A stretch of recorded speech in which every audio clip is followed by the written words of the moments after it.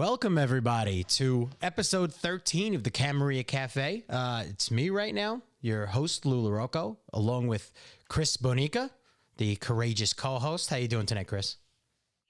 Great, brother. How you doing? Not too bad, not too bad. I was happier when you had that background you were testing around on Zoom. I was happier with that. It looked like you were in the stars. Do you want me to be in the stars? No, it's all good. Would you like me to be floating in the firmament? I just wanted to give an honorary mention to that since I got the the privilege of recording part of it when we were doing our tests earlier today. But today it's been going without a hitch, luckily. It seems that way. Well, you had a slight hitch, but you're working with a totally different setup. Yeah. Thank God I got everything working correctly. It's good when everything works. We've had a pretty good streak recently, and it looks like my setup's getting pretty solid at this point. It took me like 5 minutes to set up, and that was it. And then we watched some videos, tested out the mix, some videos that you like, which is great. I think you like them a lot more than I do. No. I don't have any complaints. One day everyone will learn what we're talking about, but not tonight. One day. We should do a podcast on it. Yes. We should podcast in general. Yeah, I think so. I think it'll be fun. One of these days, we'll put something together. You know? Yeah.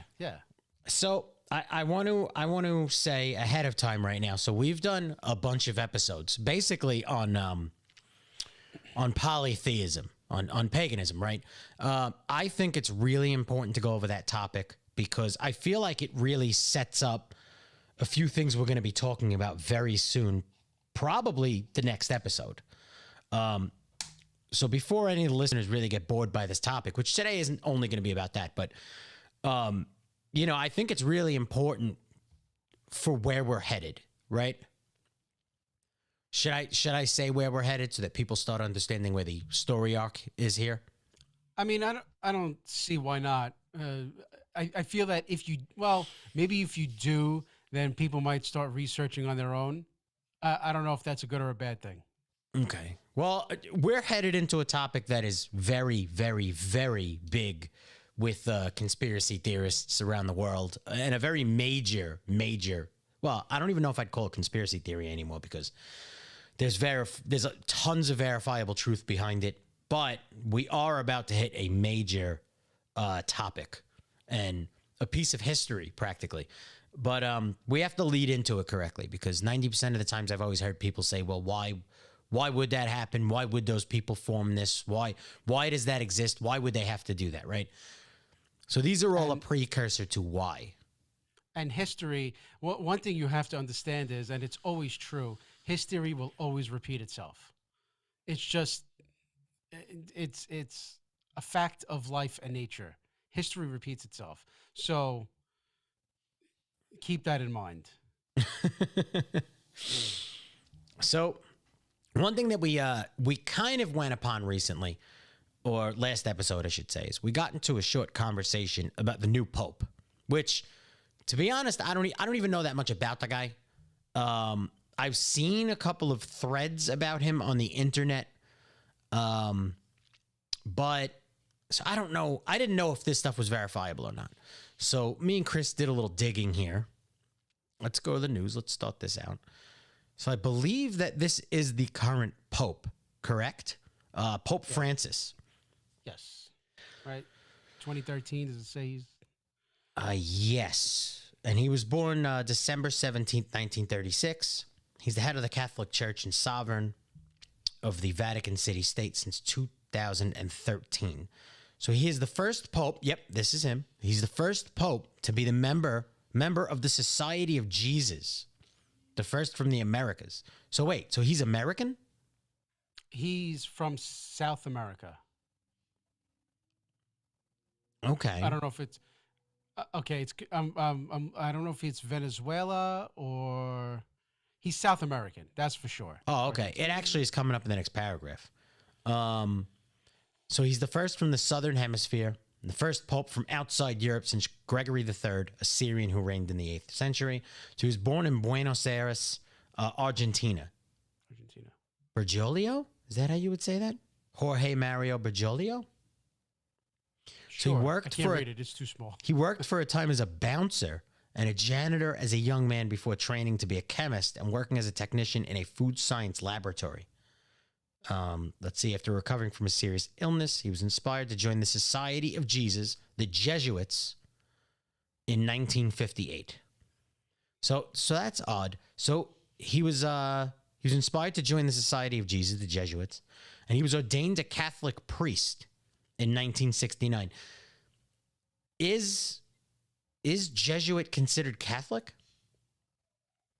It's like an offshoot, but yes, it's a part of the whole system.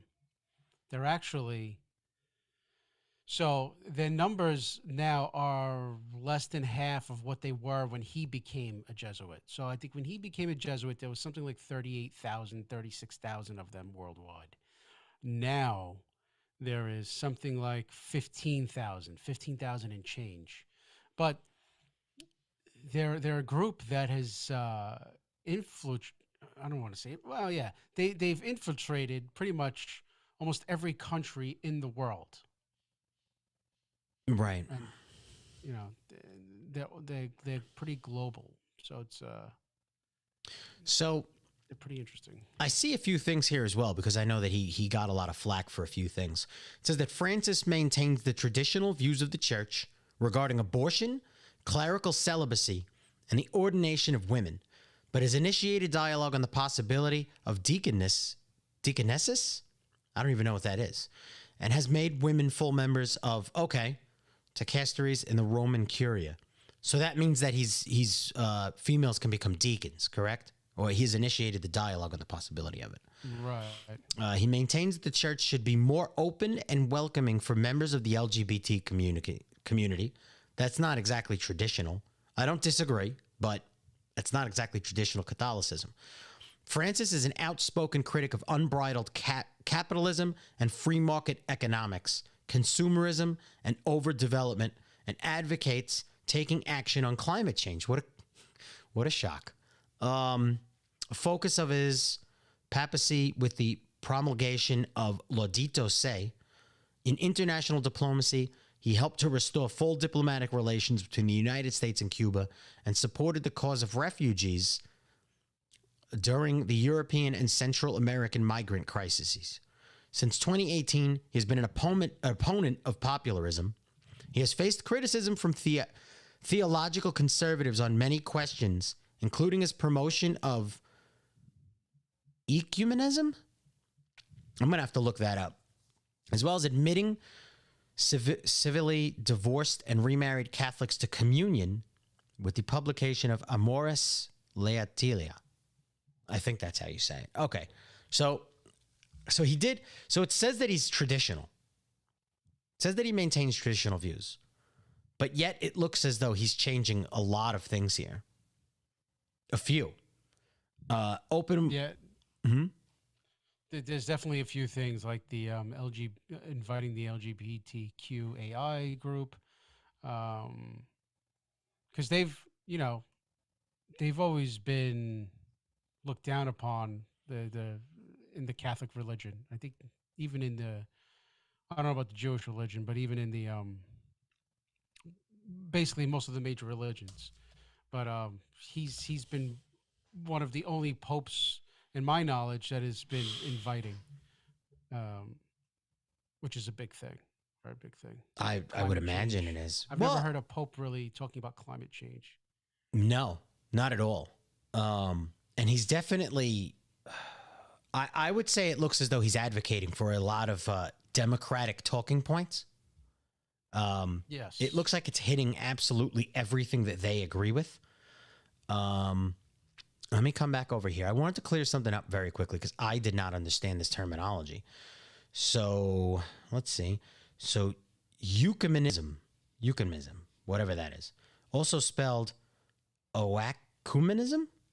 If anybody knows how to actually pronounce that, drop it in the comments. Help me out with that because, man, I'm not doing good with that tonight. But it's the concept and principle in which Christians who belong to different Christian denominations work together to develop closer relationships amongst their churches and promote Christian unity. The adjective, economical, is thus applied to any interdenominational initiative that encourages greater cooperation between Christians and their churches. And we went over a Catholic organization that said that it was like one organization for all last week, right? And immediately some questionable websites popped up in regards to them. Yes.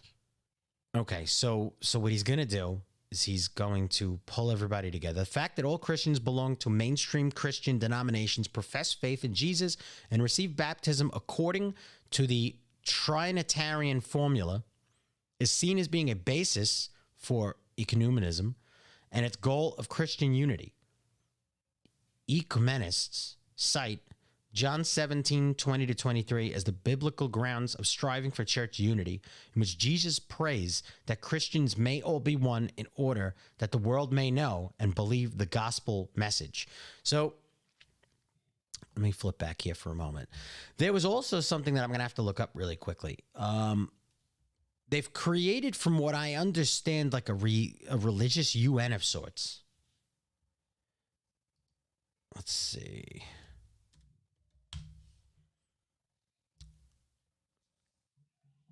I'm going to find this really quickly. I didn't bring it up before. I completely forgot. United Nations Peace and Security and Religion 2020. That's not. I believe they were building a structure. Do you remember where? It was somewhere in Europe. It wasn't in the Vatican City. Okay. That's where I thought it might have been. But that would have been a little too much on the nose. So let's see. So somebody actually helped me out. So he wrote Ecumenism. All right. That's So actually the E is really silent? easy. The way they sounded it out was Q-men-IZEM. So Ecumenism. Let's see. He also said one of his last actions was to admonish European leaders for not doing enough for the Middle Eastern refugees that have flooded Europe. And that's a Saudi Arabian. So he didn't do enough for Saudi Arabian refugees that flooded Europe, or for Middle Eastern in general. And that is coming in from I Am Not You on Twitch. Thank you for contributing and for being here tonight again. He's been here pretty much every show. So let's see here. There was something else. There's a little other nugget in here that I wanted to look at. So if I come down here into the contents, there was something interreligious dialogue. Okay. That's what we just covered. Let's see what he thought of the pandemic. I thought that when he originally came in too, there was something strange about the way he came in, because I don't believe the other pope died, which is usually the way it's supposed to go, correct? Normally, I believe you serve until death, but I think he had health problems. I think he was sick. I'm pretty sure he died not long after. Yeah, there's a lot. And now I'm starting to realize how underprepared we potentially were for this. We're going to be on this Wikipedia page for a while. It doesn't have any spot here from what I can see about when he actually took the vows. There's the election. So Bergoglio was elected Pope on March 13, 2013, the second day of the 2013 Papal Conclave, taking the papal name Francis. Francis was elected on the fifth ballot of the conclave. Too supernatural. So I Am Not You is also adding to it, saying it is to unite the Abrahamic faiths, Christianity, Judaism, and Islam. Interestingly enough, it is illegal to display a cross in Saudi Arabia, so this new building cannot display the cross. Okay, so Saudi Arabia is the location of the interfaith building. Let me come back here again. So let's open that up. Saudi Arabia interfaith. Let's see what comes up. Presides over G20 Interfaith Forum.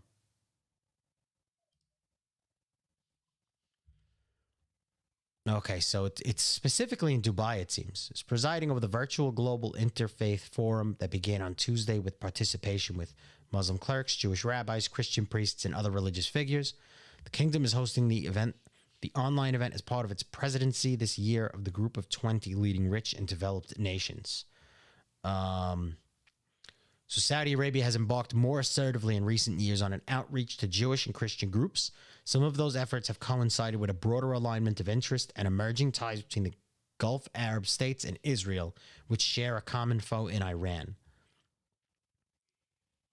Talking about a relationship between the religions, between Muslims, Christians, Jews, Buddhists, and Hindus. The dialogue has no political agenda at all, or a political direction in terms of political conversations or negotiations. Now, we spoke the last 2 episodes, right, about how there was always a classical tie-in between like religion and the government. Like, Correct.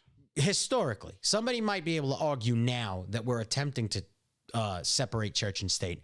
I don't know about any place outside of the U.S. that necessarily separates church and state to the length that we're attempting to do it. But yet we still have a lot of argument here that the church, like that a lot of the southern states are based off of Christian morality more than human morality. Well, and then you have other states that are trying to enact Sharia law. Yes. So again, as much as we're trying to separate church and state, we're also trying to glue them together, per se. Well, it seems as though we're trying to unglue it from one religion and glue it back together in another. In some ways, I think that's true in certain areas, but not all. So this, I think, you know, when they talk about the Bible Belt, I think the Bible Belt will always be the Bible Belt.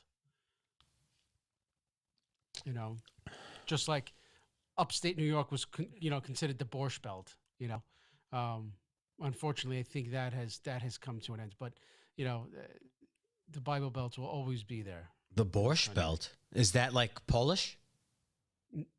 No, I mean, maybe it comes because of the food, but it was Jewish, very Jewish, upstate New York. They would vacation there every summer. They had like all these vacation spots they would go to, and they had called it the Borscht Belt. So I'm trying to see here. From what I understand, there was a little. Some people weren't very happy. I believe that he met up with Joe Biden, and I also believe that he pushed people getting the vaccinations, and I also believe at the same time that the vaccinations do come from experimentation on aborted fetuses. I could be wrong, and I do believe that the beginning of this article did state that he maintained a traditional viewpoint on that. Did you? I know I mentioned it to you over the phone. Did you look that up? Yes, I did. So you found something? I definitely did. This came from, because I thought that was the biggest horseshit thing I've ever heard of. Right. So I forgot what website it came from. Let me backtrack. I have it open, but I just need to. Yeah, I remember there being a big issue with that the new pope was very backing of the vaccines. And I think that group was the one that broke that story, because the emails leaked that somebody from the CDC sent out a specific email for people to dodge questions about where the testing was happening and if it had any involvement with aborted fetuses. And they ran away from the camera. And I'm forgetting the name. This was the journalism office that just got raided by the FBI. So from health.nd.gov, you can download a PDF, and the PDF from Dakota Health, the title of this is COVID-19 Vaccines and Fetal Cell Lines. In various stages of vaccine development and manufacturing, some of the COVID-19 vaccines use cell originally isolated from fetal tissue, often referred to as fetal cells, some of which were originally derived from an aborted fetus. The use of fetal cell lines is a very sensitive and important topic within some faith communities and among individuals with concerns about the ethic of using materials derived in this way. And it goes on. But yes, so the answer to your question is yes, they are some of the COVID 19 vaccination is derived from fetal cells. So, and to clarify for anybody, because I believe that the website never came down, that news report came from Project Veritas. They were the guys that got raided by, I believe it was the FBI. And that situation was funny in and of itself because supposedly they got raided because they were in possession of Ashley Biden's journal. So they never denied that anything that was from that journal was not correct. Instead, they broke into this place. They raided them to say that they were in possession of stolen property, which was the Ashley Biden journal. But anyways, I digress. So yeah, so it doesn't the Catholic Church have a really strong stance on abortion? So right, they were always pro-life. That's what they have always been. And now it seems that they might be turning coats on that. Going back to the Jesuits support abortion.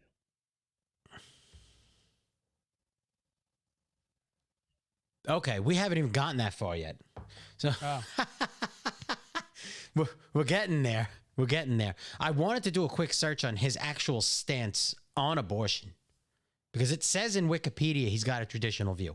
But to my understanding, let me see. Pope Francis, 19 vaccination. That might get us kicked off, the fact that I just said that. Okay, so this is coming from Vatican News. So we got the Vatican News here. And it says Pope Francis urges people to get vaccinated against COVID-19. No matter how small, love is always grand. So it says he's calling it an act of love. The Pope has joined his voice to those of bishops across North and South America to urge people to get jabbed against COVID-19. In a video message produced in conjunction with the Ad Council, Pope Francis praised the work of researchers and scientists in producing safe and effective COVID-19 vaccines. So it is derived from a fetal cell line, and he is behind the vaccine. And I just noticed something else. So notice we haven't even left the Wikipedia. I did notice something that says sexual abuse response. So let's see. It says that as a cardinal in 2010, Bergoglio commissioned a study which concluded that Father Julio Grassi, a priest convicted of sexual child abuse, was innocent, that his victims were lying, and that the case against him never should have gone to trial. Despite the study, the Supreme Court of Argentina upheld the conviction and 15-year sentence against Grassi in March 2017. Francis has admitted that the church arrived late in dealing with sexual abuse cases. During his papacy, a number of abuse survivors have expressed disappointment in Francis's response to sex abuse in the church, while others have praised him for his actions. I thought he also moved a couple of people. It says in 2015, Francis was criticized for supporting Chilean Bishop Juan Barrios, who was accused of covering up sex crimes committed against minors. So this is the situation. In 2018, Francis acknowledged he had made grave errors in judgment about Barrios, apologized to the victims, and launched a Vatican investigation that resulted in the resignation of Barrios and two other Chilean bishops. In 2018, Archbishop Carlo Maria Viganò published an open letter denouncing Francis's handling of sexual abuse allegations against Theodore McCarrick, accusing him of knowing about allegations that McCarrick had committed sexual abuse and failing to take action. Viganò called on the Pope to resign. So, Okay, so now I think we're putting a few things together right here, theologically, right? So he wants to put all of the denominations together. Though Wikipedia says he has a traditional viewpoint on abortions. He obviously is supportive of a vaccine that comes from aborted fetus cell lines. He wants to bring the LGBTQ into the church. I mean, I don't know if the church ever really had a stance on capitalism necessarily. They definitely have never really remarked on global warming. In the past, no. And it says right here, for international policy, Francis has regularly been accused by conservatives of having a soft spot for leftist populist movements. After Francis's visit to Cuba in 2015, Catholic Yale historian Carlos Eyre said Francis had a potential option for the oppressors in Cuba. Nevertheless, Francis remained hostile to right-wing populism. Okay, so he's definitely not... Whatever you consider this country running under, which most people would turn around and say was right-wing, it seems as though he's against that. Francis has supported the Vatican China agreement intended to normalize the situation of China's Catholics, which was criticized by Cardinal Joseph Zen as a step towards the annihilation of the Catholic Church in China. It's very strange. U.S. Secretary of State Mike Pompeo said cooperating with the Chinese Communist Party puts the Pope's moral authority at risk. And Pompeo urged Francis to stand against China's human rights violations. There's been a lot of things tipping toward China. Since 2016, Francis has also been contrasted with U.S. President Donald Trump, elected that year, with some conservative critics drawing comparisons between the two. And as of Trump, Francis says a person who only thinks about building walls, whichever they may be, and not building bridges is not Christian. That is not the gospel. For a religious leader to question a person's faith is disgraceful. So Trump responded with that. I was going to say that contradicts each other. Okay, that makes sense. I think all of it's kind of fallen in line. Popular mainstream media frequently portray Francis either as a progressive papal reformer or with liberal moderate values. It looks like everything listing here is going along with every single thing that would be considered far left. So Chris Cap is over here on Facebook. What's going on, Chris? He says, so there is something called Papal Infallibility. This does not mean the Pope is infallible. It means the church's teaching is sound. Really? Papal Infallibility? So, but if he is the one that's giving the teachings of the church, wouldn't that make him infallible? Right. You would think, but no. So I guess they try to protect the church at all ends, or is the Pope and the church separate entities? Well, I would imagine he gives up his name. He gives up everything, becomes the new Francis or whatever he's going to be, Pope John, right? Gives up his entire formal identity, becomes this identity. So I would imagine it's more symbolic of somebody giving up their life to acquire the life of. That's what it appears to be. So I Am Not You over on Twitch says Project Veritas had the video of the dude running away from the fetus question and was raided by the FBI. Yes. So that was all Project Veritas. You can find that. It was the CDC person that sent out the emails and said, dodge questions about the cell lines. He also says moving those accused of sexual abuse in the church has been happening well before this Pope. And he says capitalism is very much against the teachings of Jesus. So it's not particularly unusual for a pope to support a more leftist viewpoint. And we do have the doorbell ringing right now. Let me hit the button. And we might have to do a quick sound check very soon. I admitted him into the group, but God forbid he's ready to go. How you doing over there? I'm doing pretty good. He's here. Can you speak a little louder than that? See if your camera switches. Yeah, I can speak a little louder than that. Let's see. There he is. We got the champion. Nice microphone. Nice. Thanks you. You have to aim the outer part at your mouth, kind of. Or past it? It was a little turned, okay? There you go. You sound great this week. Much better than last week. I wonder why. So for everyone who's joining us, that's Mundane Marauder. He is a Twitch streamer. And yeah, he's with us tonight. Thanks for coming on, Mundane. And what were you saying, Chris?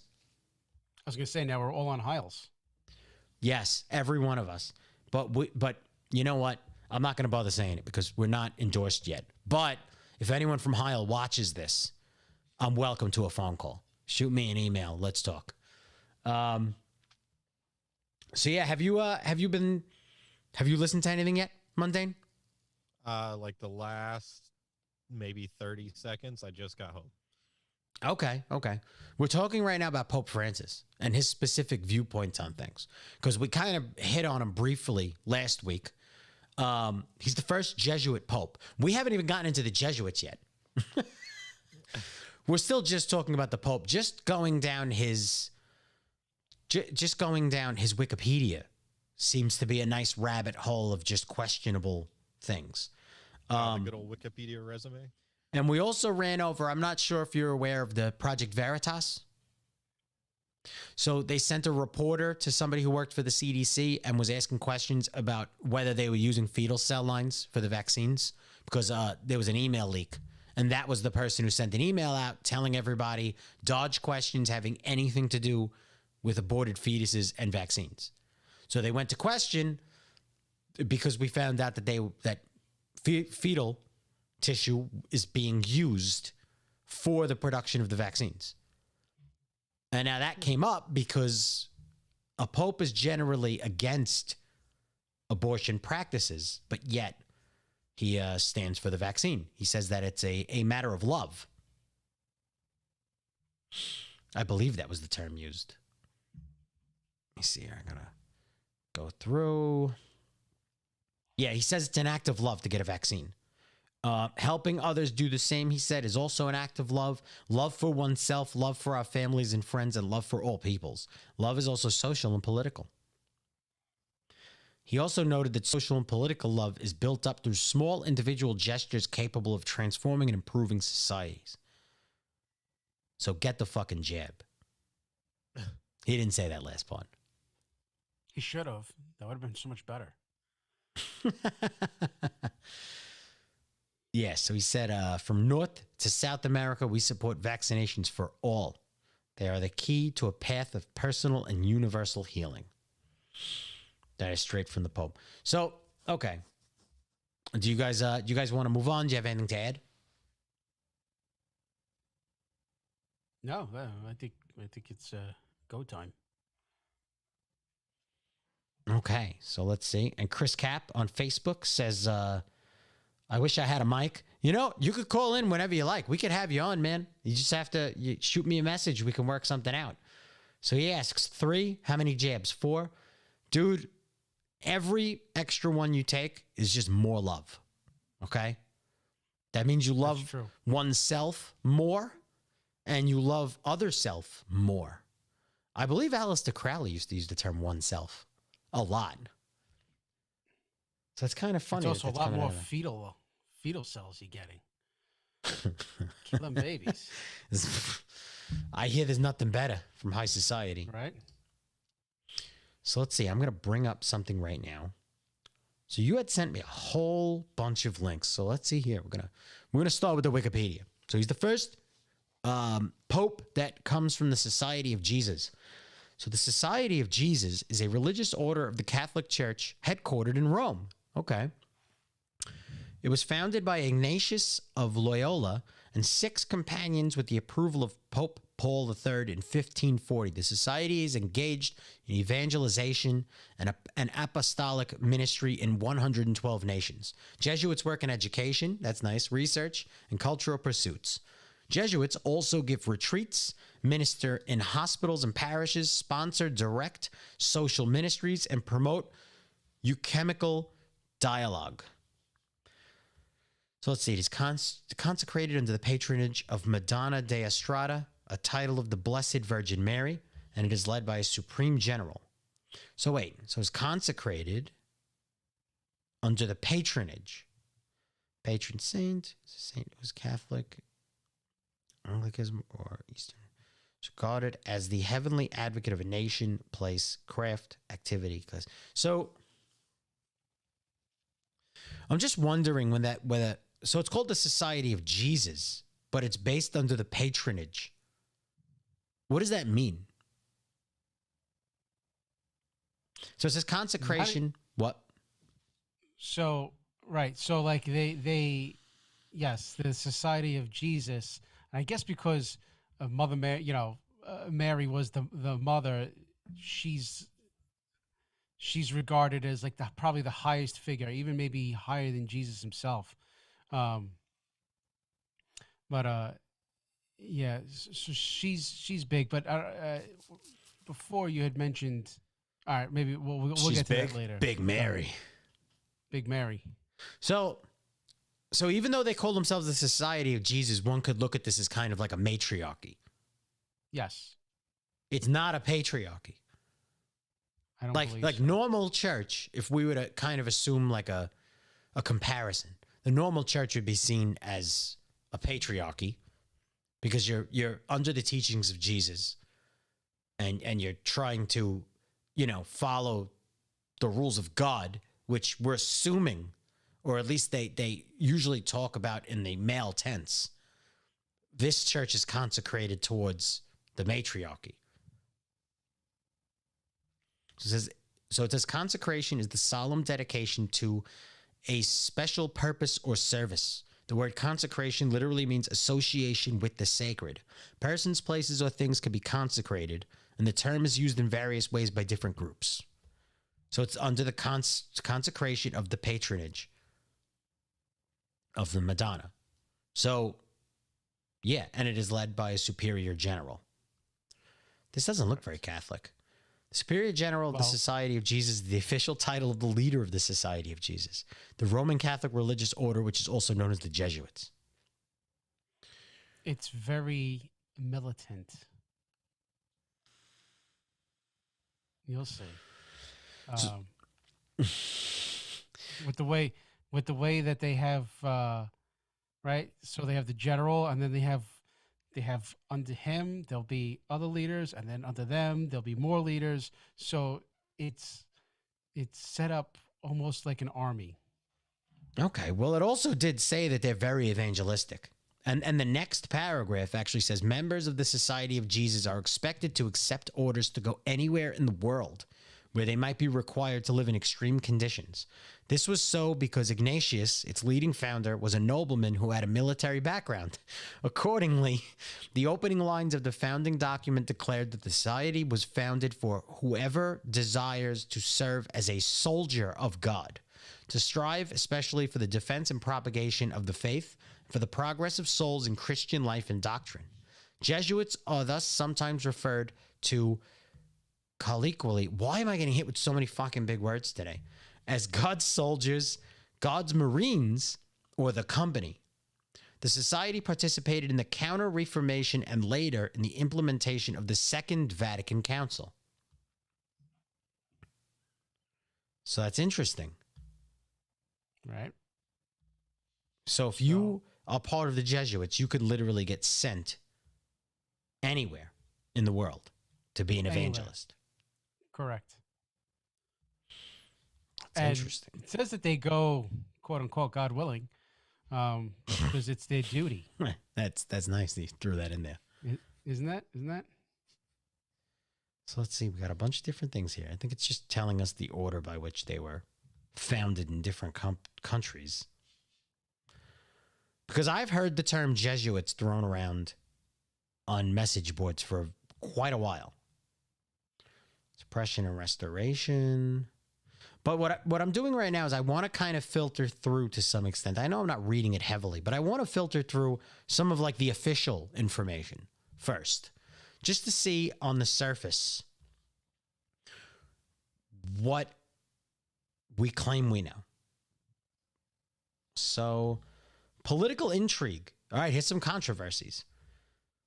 So the Monita Secreta, Secret Instructions of the Jesuits, published in 1612 and in 1614 in Krakow, is alleged to have been written by Claudio Aquaviva, the fifth general of the society, but was probably written by former Jesuit Jerome Zahorowski. It purports to describe the methods to be adopted by Jesuits for the acquisition of greater power and influence for the society and for the Catholic Church. The Catholic Encyclopedia states that the book is a forgery fabricated to ascribe a sinister reputation to the Society of Jesus.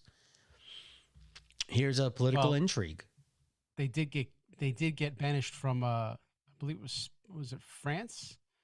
It was France for trying to overthrow the government. So yeah. I think it actually talks about that below. That's right here. So the Jesuits were temporarily banished from France in 1594 after a man named Jean Cachetel tried to assassinate the King of France, Henry VI.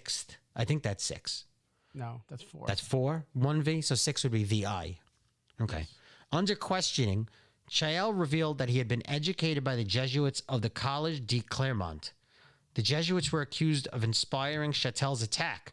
2 of his former teachers were exiled, and a third was hanged. The Collège de Clermont was closed, and the building was confiscated. The Jesuits were banned from France, although this ban was quickly lifted.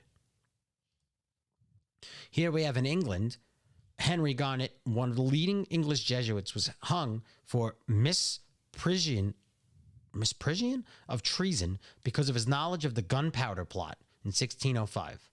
So it says here, in earlier centuries, often called the gunpowder treason plot, or the Jesuit treason, was a failed assassination attempt against King James I by a group of provincial English Catholics led by Robert Casterbury. So they also tried to go after him. Right. And most of the November 5th was the gun treason plot. Jesus. Theological debates. Okay, so this could go directly into what we're talking about. Within the Catholic Church, there has existed a sometimes tense relationship between Jesuits and the Holy See due to questioning of official church teaching and papal directives, such as those on abortion, birth control, women deacons, homosexuality, and liberal theology. At the same time, Jesuits have been appointed to prominent doctrinal and theological positions in the church.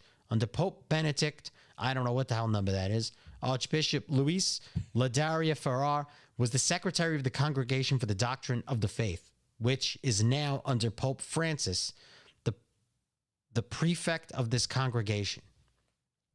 Okay, so it's basically saying that they're questioning the teachings on abortion, birth control, women deacons, homosexuality, and liberation theology. Now, I want everybody to understand very quickly, since we are talking about some pretty hot stuff here. I'm not taking any stance on any of these things at this moment. I'm only stating that a lot of the things that are being stated are in fact hypocritical to the actual traditional teachings. So I want everybody to understand that. I am not taking a side. I personally am not religious. I could care less pretty much what they stand for. But when they're in powerful positions and they're making powerful decisions and they're attempting assassinations, you're going to look for things like hypocrisy, lying, actions they take. I don't know. Go on, Chris. I was just going to say, part of getting into conspiracies is taking what you believe and kind of putting it to the side, because you have to be open-minded when you're getting into conspiracies. You have to, be open to things that might be against your beliefs. So you have to look at all the information as a whole. You can't be like, well, I don't believe this because that's a load of crap, I believe in the LGBT community, so what do I care? But it does make a difference. So you have to take what you believe and just put it to the side, and then study the conspiracy. You kind of have to go in with a blank slate. Yeah, and a lot of these groups, which you're going to be leading into much heavier very soon, there's a lot of hypocritical, a lot of upside downs. What do you think, Mundane? You're being very quiet back there. You're making me nervous. Oh, I got sucked into a rabbit hole. I clicked on a link on the Wikipedia page and ended up on a page saying why the Jesuits sunk the Titanic. Get out of here. So I'm not even kidding. And it's Wikipedia. Yes. Saying that they sunk the Titanic to get rid of 3 certain influential businessmen so that they could use J.P. Morgan, who is a Jesuit, to Was he? start the central banking system, which is now the Federal Reserve. So J.P. Morgan himself was a Jesuit. We could look that up. I do believe that's what it said. It says J.P. Morgan and 7 major financiers, all of whom were either controlled by or in league with the Jesuits. Wow.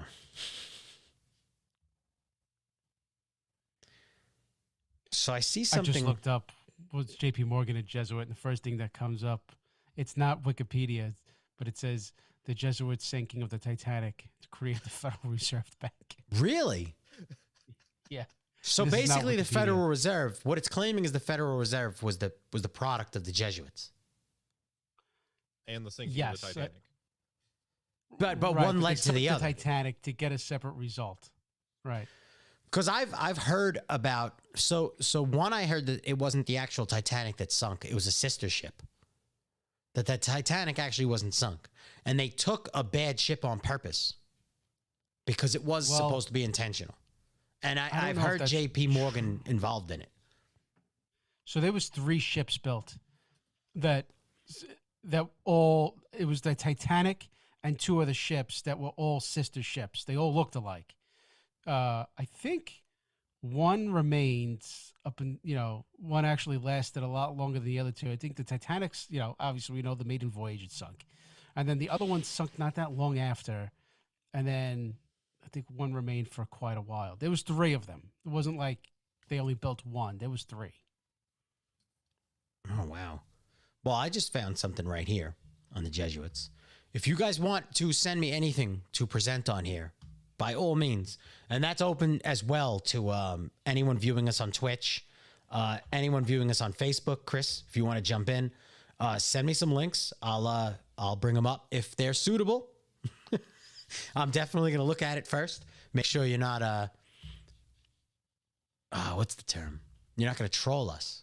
But, so I found this right here. I don't know if this is official or not. I just found Faithful Servants of Christ. And the article is Jesuit Influence on the Pro-Abortion Lobby in the United States. So it says the pro-abortion lobby in the United States had Jesuit influence. Robert Frederick Drinan, born November 15, 1920, was a Jesuit priest and a Democratic U.S. representative from Massachusetts. He is also a law professor at the Jesuit-run Georgetown University Law Center during the last 26 years of his life. Throughout Drinan's political career, he was an overt supporter of abortion. Drinan played a key role in the pro-abortion platform, becoming a common stance of politicians from the Kennedy family. John Kennedy was the first Roman Catholic U.S. president. The pro-abortion lobby has plenty of Jesuit allies. Today, not much has changed. The Jesuit-ruled Supreme Court of the United States doesn't repeal Roe versus Wade, and the Jesuit-trained Supreme Court justices that even Trump put on are not doing anything about the murderous crime of abortion. Okay, so this is definitely a biased article. Yes. So they're definitely against abortion. Or else the term murderous wouldn't have been in there.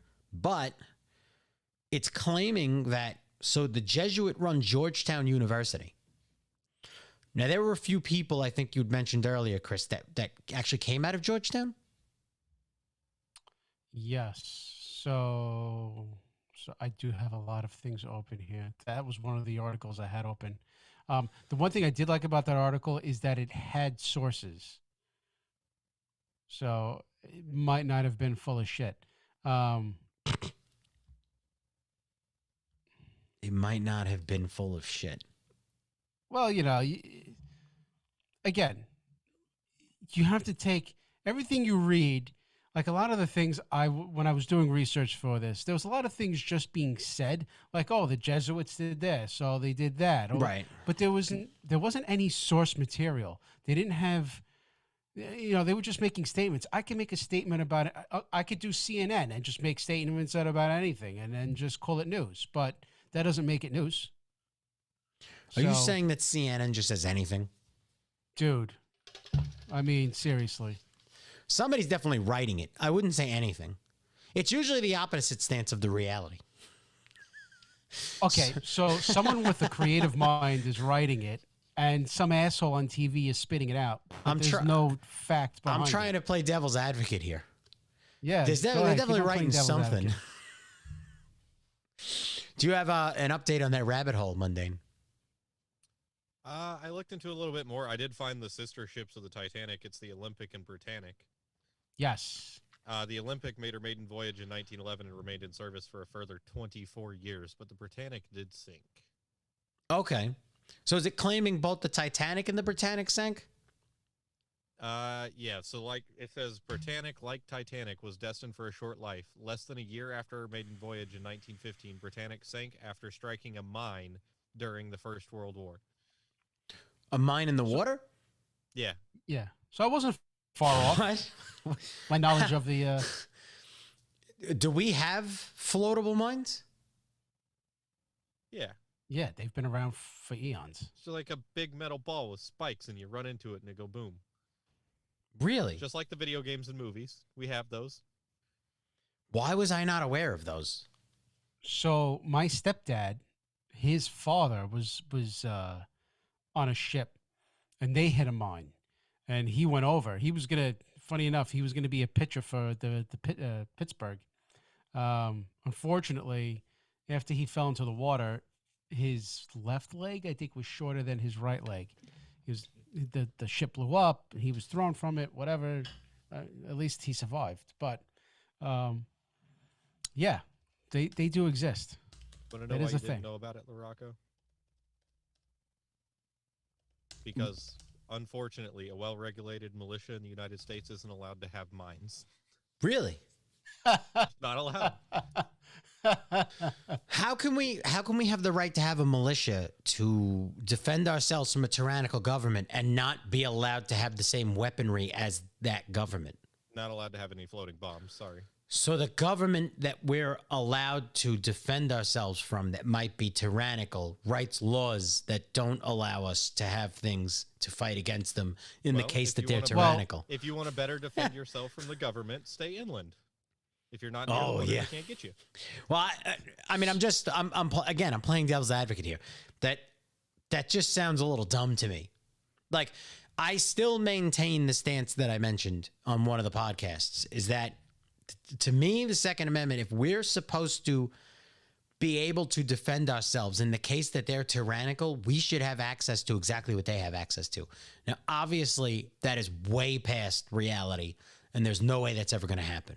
But I hypothetically, don't think that's necessary. oh, 'Cause it's there is- completely there is- necessary. There is power in numbers, so you can still overthrow. long as you have Not the with what numbers. they probably have. Well, let's And overthrow drones? government and see if it works or No not. way. No way. What's the number going to do if you drop 3 nukes? It's going to deplete real fast. You're not going to nuke your own country. You're not going to make the country that you're living in unlivable. Yeah, the rich people have to have somewhere to stay. And you may have a point, but you have to remember, even in numbers, if you have thousands of military and one tank can wipe out thousands of people, just one, the numbers don't mean anything. The one tank, first of all, you could take out a tank, and two, With what? We're not You- allowed to you- have you- mines. just You because can you're not stand in allowed. front of it and tell Listen, it to I'm go not away. allowed to go through red lights, and that still happens. Okay, so I don't know. You could become the next tank man and just stand in front of it with your hand out. listen. You asked me who was.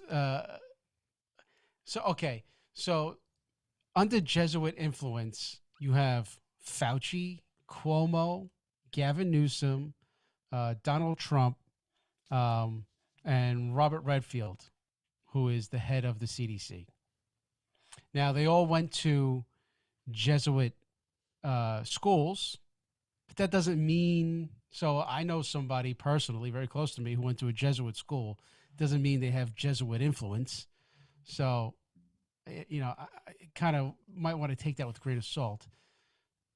Well, they've shown, I remember that they used to push that Donald Trump was a very Catholic preaching president. and he was very, family oriented. They've shown him in footage at the church, praying at the church. So if he's a Jesuit, then he definitely went to a Jesuit school on purpose, I would imagine. I mean, I know Georgetown is regarded as a very grandiose school regardless. But if he is in church and he is a Jesuit, then that would mean that he backs those values, right?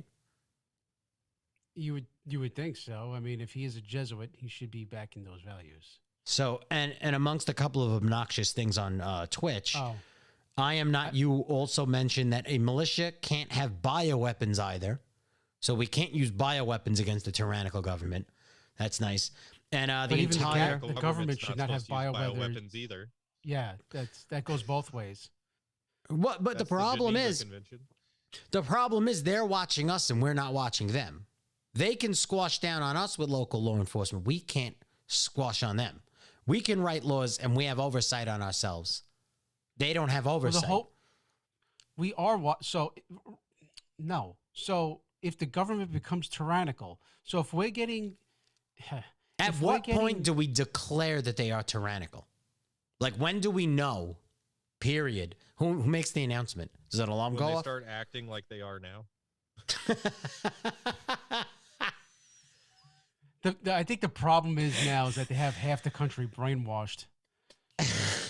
But I mean, at what point is it declared? One more booster shot. It'll be fine. So, funny enough, I know somebody who's extremely left-wing who just recently said he's sorry that he voted for Biden and that he probably in the future won't be voting ever again. So, shocked about this. So, he still won't vote Republican, but he won't vote Democrat because he's like, he goes, the things that I'm seeing that they do, it is completely contradictory of what they say and not, it's just not, I think he said something like, it's just not good for us. And I was like, oh, you're starting to learn. That's why by the way, Bill Clinton is also on that list. Of Jesuits. Of Jesuit influence. There's other people, but people who most people won't know. So like Ivan Duque, he's the president of Colombia. Alejandro Toledo. So what website are you on? Is it wuja.org? No, it's the Beer and Beacon. So I found right here, WUJA, the website's in 3 different languages. It's the World Union of Jesuit Alumni. This may not be official. I don't know. I'm not going to claim that it is, but I will say that it does offer very similar information to what you just said. It says Fauci, Cuomo, Trump, 3 Jesuit alumni, 3 different ways of dealing with the coronavirus crisis in the land of Uncle Sam. So, again, we're hearing that Donald Trump, Andrew Cuomo, and Anthony Fauci. And Anthony Fauci came out of the College of the Holy Cross. So that sounds like I know that Georgetown isn't, I don't know if it's really openly Jesuit, but I don't know if it's particularly a Catholic school. It's not named. It is Jesuit. I'm pretty sure it's Jesuit. Well, what I'm saying is where Anthony Fauci came out of is literally the College of the Holy Cross. So that's a blatant Catholic school. So yeah, the 3 of them all came out of Jesuit schools. Fordham University does not say holy or anything on it, nothing Christian, but that is a Jesuit school. I know that for a fact. So that's funny because these were 3 pretty major people in the whole beginning of the pandemic.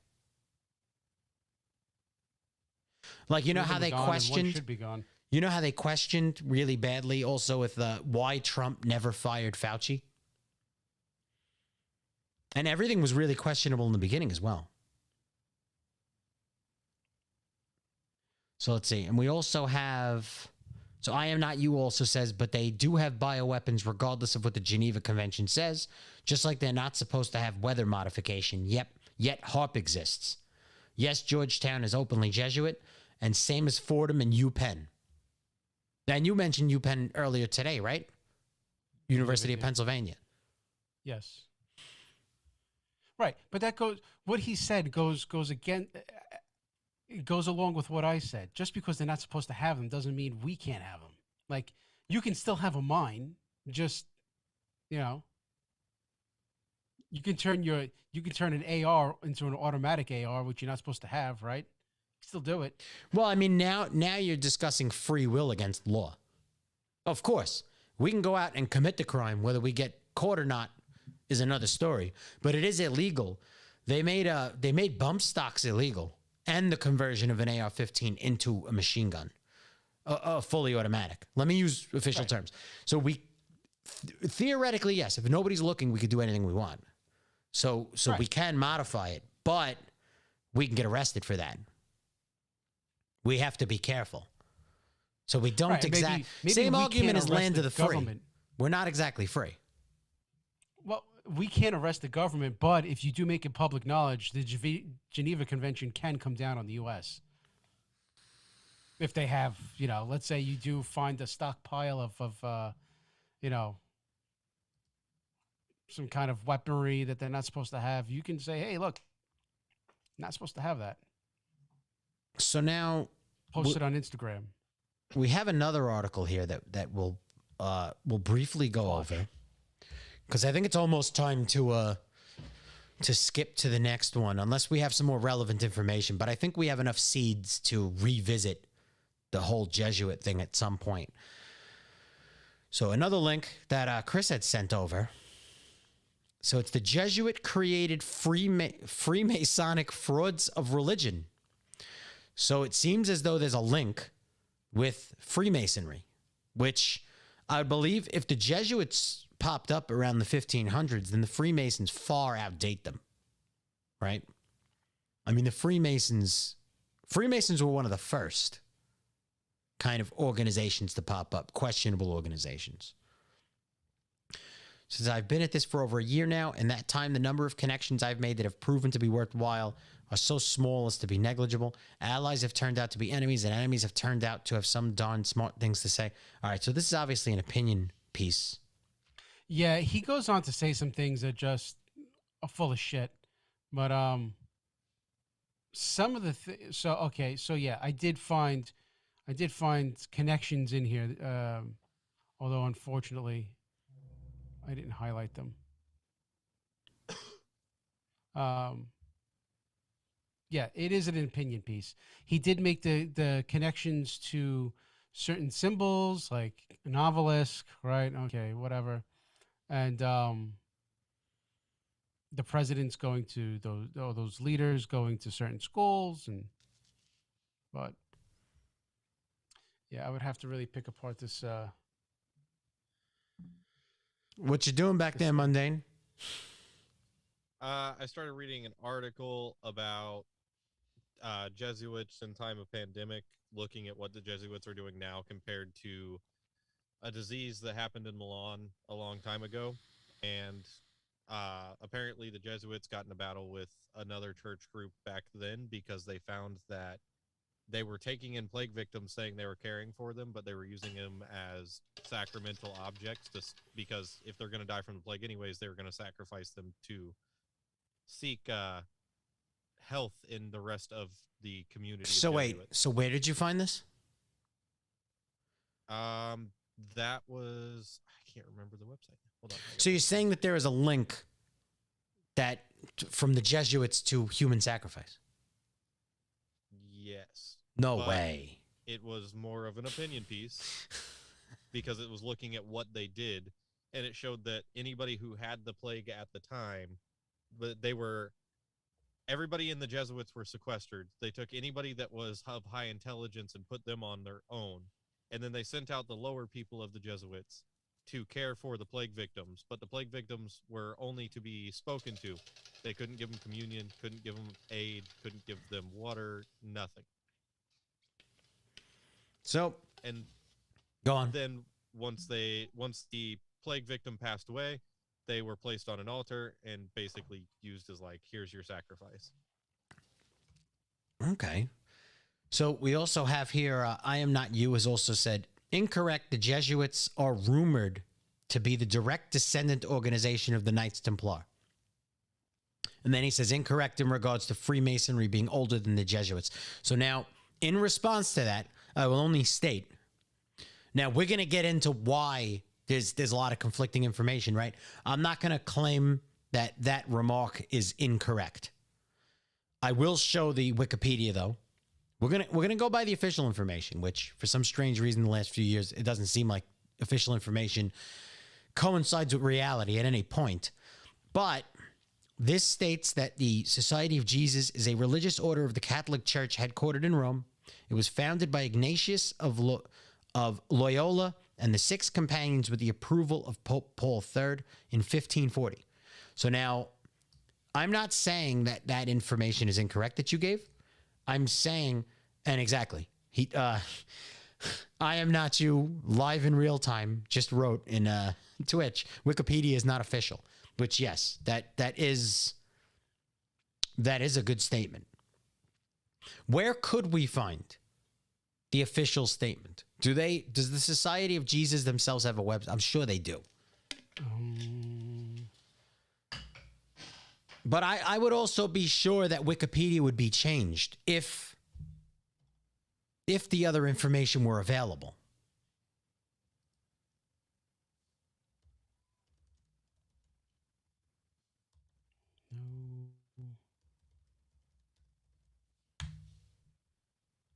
Okay, the first thing that comes up is Wikipedia.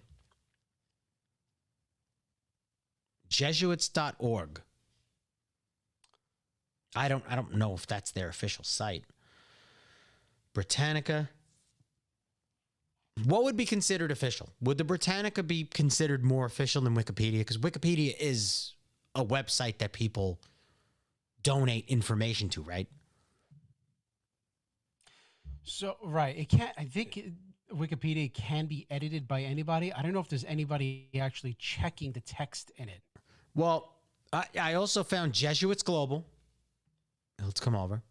Jesuits Global. What was the date that they gave? This says the same thing. What? Jesuits Global says the Society of Jesus was founded in 1540 by Saint Ignatius Loyola. Now, the way we're looking at things right now, we've already found that the Jesuits were accused of an assassination, of particular associations.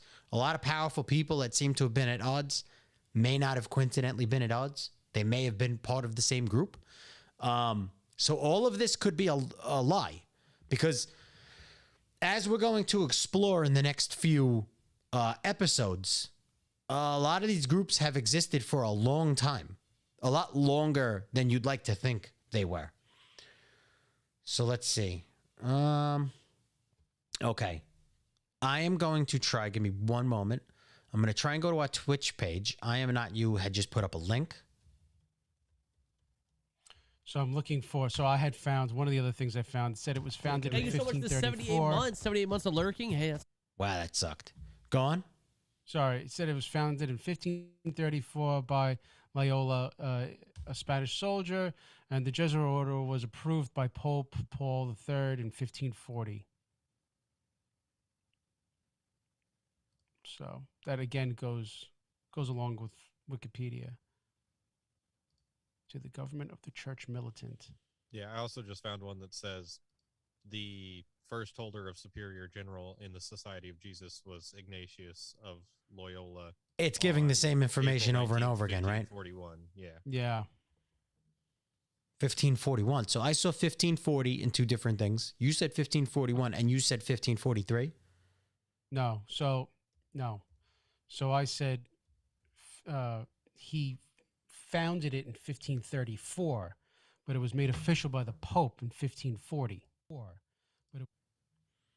So let's see. So he had sent me a link. I'm going to take a quick look at this.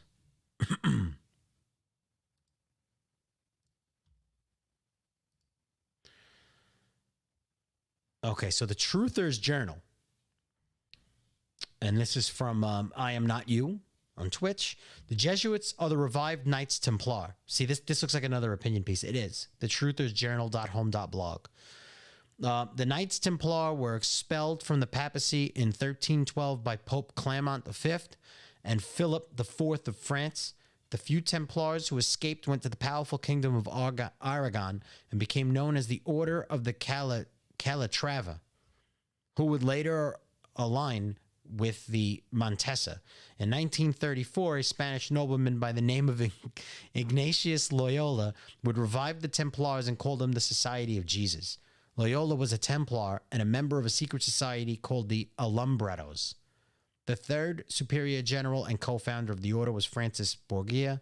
The Borgia bloodline is part of the notorious Black nobility, which dates back to the ancient Ptolemaic period in history. Have you guys heard of any of these? These powerful Zoroastrian bloodlines include House of Borgia, House of Farnese, House of Colonna, House of Breakspear, House of is it Borgia Orsini. or is it the Borgias? Borgia is probably another way to pronounce it. It's Borgia. Yeah, I think it's Borgia. I think there was actually a show. Wasn't there a show on them? It was like Cinemax or HBO or one of those. The Borgias. I'm not sure. Like a fucked up family. Yeah, they were like a head family. So here, actually, so it's claiming that Napoleon made a statement about them exactly toward what you had said earlier. The Jesuits are a military organization, not a religious order. Their chief is a general of an army, not the mere father abbot of a ministry. And the aim of this organization is power, power in its most despotic exercise. Absolute power, universal power, power to control the world by the volition of a single man, i.e. the Black Pope, the superior general of the Jesuits. Jesuitism is the most absolute of despotisms, and at the same time the greatest and most enormous of abuses. Wasn't Napoleon also considered that? So I think he was, but right. So I had found some stuff on them acquiring power as well, is that they were very power driven. And I can't, I have so many links open. I'm trying to find it. Okay. So this is one of the things. There weren't really any source material, but it was, I guess they're saying, okay. Since the beginning, the purpose of the Jesuits has included global political domination, as Loyola himself once said. This is supposedly from his mouth. Finally, let all such artfulness gain the ascendant over princes, noblemen, and the magistrates of every place, that they may be ready at our beck, even to sacrifice their nearest relations and most intimate friends, when we say it is for our interest and advantage. So, yeah. Well, isn't that... Go on. No, go ahead. No, I was going to say, isn't that what every group claims at some point? I guess. But, this is just showing how ambitious they were. That it wasn't just about the religion itself, but they wanted to make the religion itself a ruling class. Oh, here we go. Want to establish a one world government with the papacy at its head. Even over a century ago, their plans were succeeding, as 19th century theologian Luigi de Sanctis tells us. And this is a quote from him. At the time when the Jesuits aim... I'm sorry, I can't see this. At what then do the Jesuits aim? According to them, they only seek the greater glory of God. But if you examine the facts, you will find that they aim at universal dominion alone. They have rendered themselves indispensable to the Pope, who, without them, would not exist, because Catholicism is defined with them. They have rendered themselves indispensable to governors and hold revolutions in their hands. And in this way, either under one name or another, it is they who rule the world. Emphasis ahead. Okay, sorry. But yeah. And that was a 19th century quote. So I'm looking at this link that you had sent. Oh, I clicked on the wrong one. Okay, so is that what you just read from? What you just sent to me on Facebook? That was one of them, yeah. Knight and priest. Chivalric self-sacrifice. The anvil on which Ignatius the priest was forged.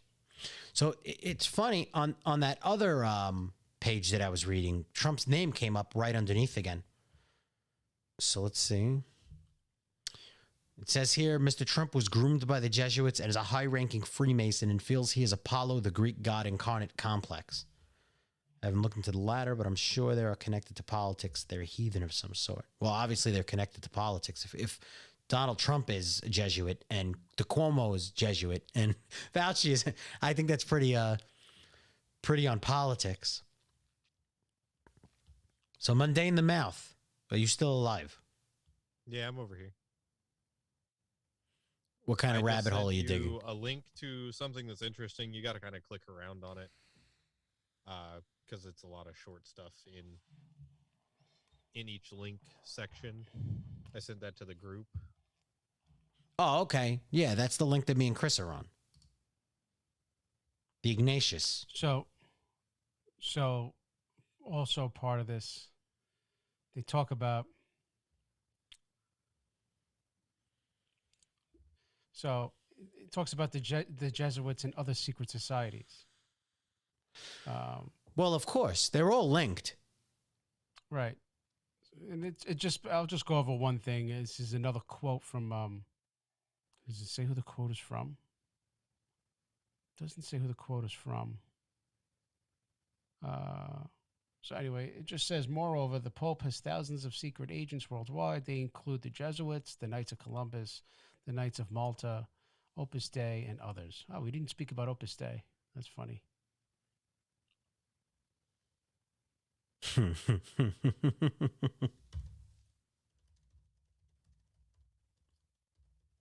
If anybody read, what was that? Not Angels and Demons. What's the one before that? The book. There was a movie. Opus Dei was like the antagonist in that movie. I'm not too sure. I don't think I've watched it before. Yeah, I can think of the second movie in the second book, but not the first one, for some reason. It's got Tom Hanks in it. He's probably a Jesuit. Chicago proves Pagan club. So since we were headed back in this direction anyways, Jesuit University in Chicago approves Pagan club. In a move that has raised eyebrows and some ire in the online Catholic community, Loyola University of Chicago recognized the student group that promotes paganism. The club was approved by the university's student government, a step which is necessary in many colleges to become eligible for funding and for the use of school buildings, not the school's administration. When the administration became aware of its existence, the club was told to remove pagan from its name. So that's funny. So they're not saying to remove the club. They said to remove pagan from the name, which meant just name it something different. And we already know what you're doing in there. Just continue. Just go on as you will. Administrators were apparently unaware of the new club until the story was picked up by national news site The College Fix. The story, as told by club founder and president Jill Kreider. I started the club in the hopes of letting people know that there are pagan students on my campus. My friend and VP is a Celtic pagan, and he and I wanted this club to at least acknowledge our existence, even if we didn't make it past the initial interview stage. The upper administration had little to do with the original process and only came into the picture after the College Fix article alerted them of our existence. So now I'm wondering, like, is it because the magazine alerted everybody of the existence? That the school that's what it found seems out? like. Like, they'd have to, when you do these school clubs and stuff, you have to file with the administration that you're doing it, right? Right. So they want the name gone. So it's like pulling up your pants without wiping your ass, right? So in a sense, yes. right, they're just trying to hide it, but like, you know, it's still there. You Yeah, know, because the they already remnants are know gonna what be the group there. is about. If they're just saying change the name, not change the topic, change what you're talking about, or do that outside of campus. No, they're just saying change the name. This way nobody's really going to pick up on it. They won't report on it, yada, yada. And I Am Not You on Twitch had just said the Da Vinci Code in the book and movie Chris is trying to recall. Yes, that's it. And then we have Chris Cap here. He said, don't believe the hype. Either you are Jewish or Catholic. Everything else is Hollywood movie make-believe. And put a nice big laughing face. Just like Christmas, buy some shit in the name of religion. I want a new Xbox, please. Thank you, Jesus. Jesus was definitely more a PC guy. I can't see Jesus as being an Xbox guy or a PlayStation guy. He's definitely the elite. Yeah, I'd really like a 3080 Ti, please. 3080 Ti. I wonder when those prices are going to drop. I was thinking about putting a new video card in my computer, and they're not dropping anytime soon. No, because assholes keep on buying them. Stop They're buying them. definitely not going to drop around Christmas. No. Oh no, definitely not. They're I'm not just gonna- saying. They're already talking about the 4,000 series cards starting at the prices that the prices are now. Mm-hmm. So We also have right here, while some equated pagan religions to Satanism were defending those faiths, a larger number of the posts speak to the internal conflicts within Christianity itself. Based on the comment threads, Roman Catholicism is deemed suspect by many other Christians, in part because of the veneration of saints and the Virgin Mary, which critics equate with pagan idolatry. Defenders of paganism, using well-worn arguments about the pagan symbolism underlying many Christian festivals, have been met with agreement from those who wish to denounce Catholicism as a tool of the devil. Here's a typical anti-Catholic diatribe from another Christian in the thread. The Catholic cult is the largest organization of homosexuals, pedophiles, and antichrists on this earth. Their doctrine is pagan, and the Word of God identifies them with over 20 points of identification, and they are indeed the beast of Revelation and Daniel. So it seems as though this Catholic school is a big push against Catholicism. yeah, I'm a little confused, to Mhm. be honest with you.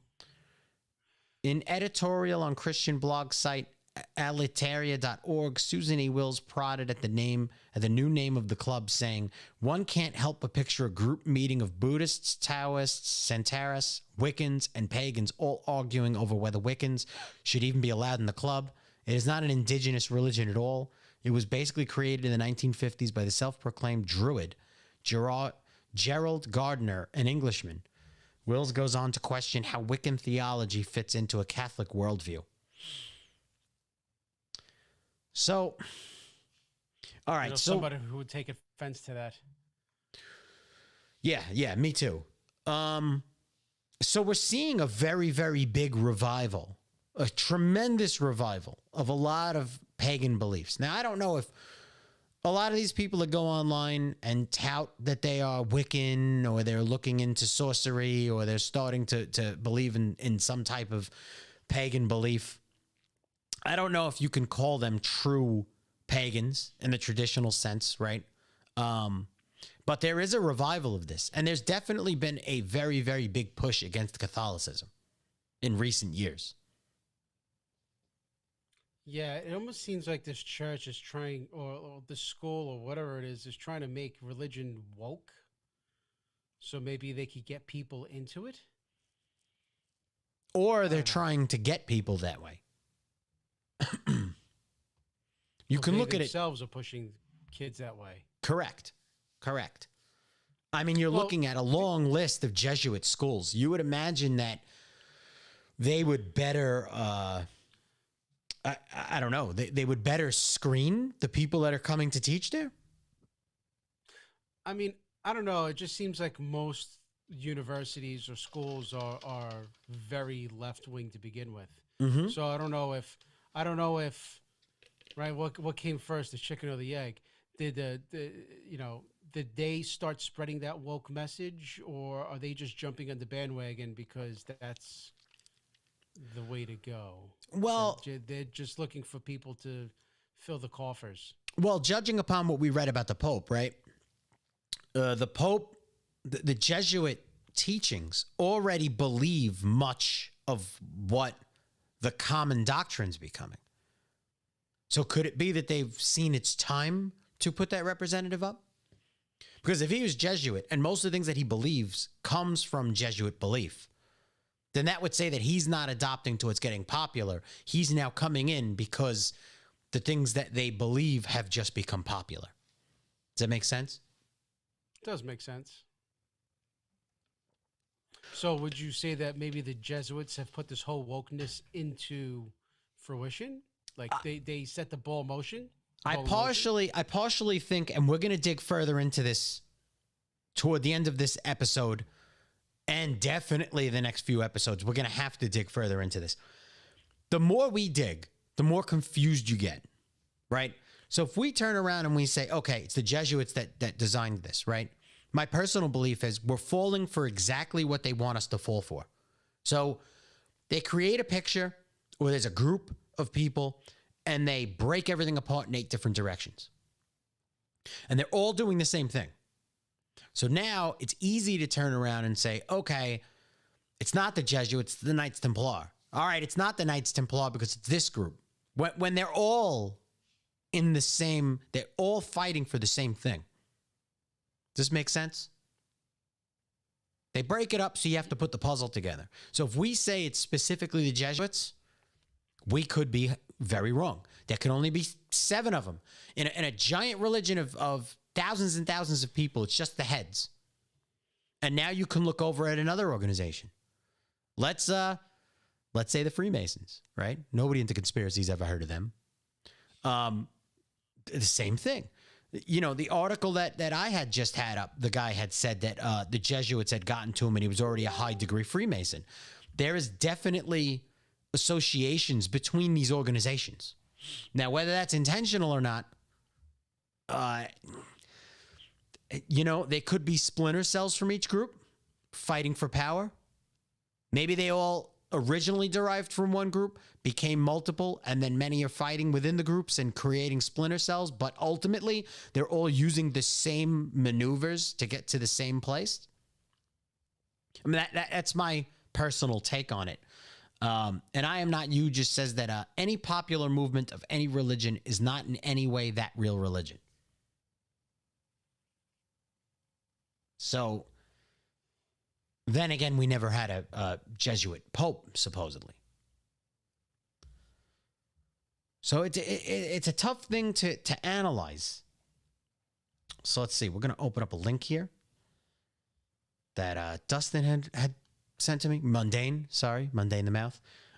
In February 2017, the New York Times ran a piece on the strange alignment of President Donald Trump's in office 2017 former chief strategist Steve Bannon with certain Vatican officials opposed to the progressive policies of Pope Francis. The author noted that among the convictions Bannon and this Vatican bloc share is the belief that the modern age is witnessing a fundamental clash of civilizations. Muslim East versus the Judeo-Christian West. Bannon, of course, has a long history of promoting white identity and Islamophobic politics. It is the height of irony that a Catholic, as Bannon identifies himself, should be a major player in this new nativism, which one considers how much Catholics were portrayed by the old nativists of the 19th century as the major threat to the United States, with Jesuits at the core of the Catholic threat. Now there are neo-nativists, a fair number of them Catholics, fixated on another religion, Islam, as the new subversive element in U.S. politics, and one of the Muslims' world chief allies, so these new conspiracy mongers pose it, is the Jesuit Pope. Plus la change, plus la meme. I don't know what the fuck that means, but That's the where it came from. that's the what? That's where it came from. Citation.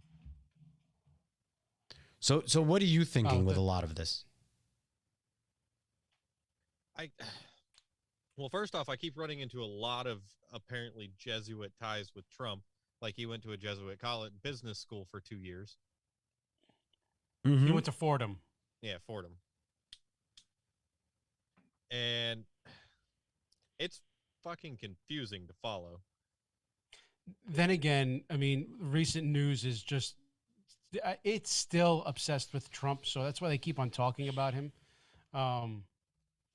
And I think I had said it earlier, just because someone went to one of those schools, I know somebody who went to one of those schools, doesn't make them... Do you know them well? Jesuit.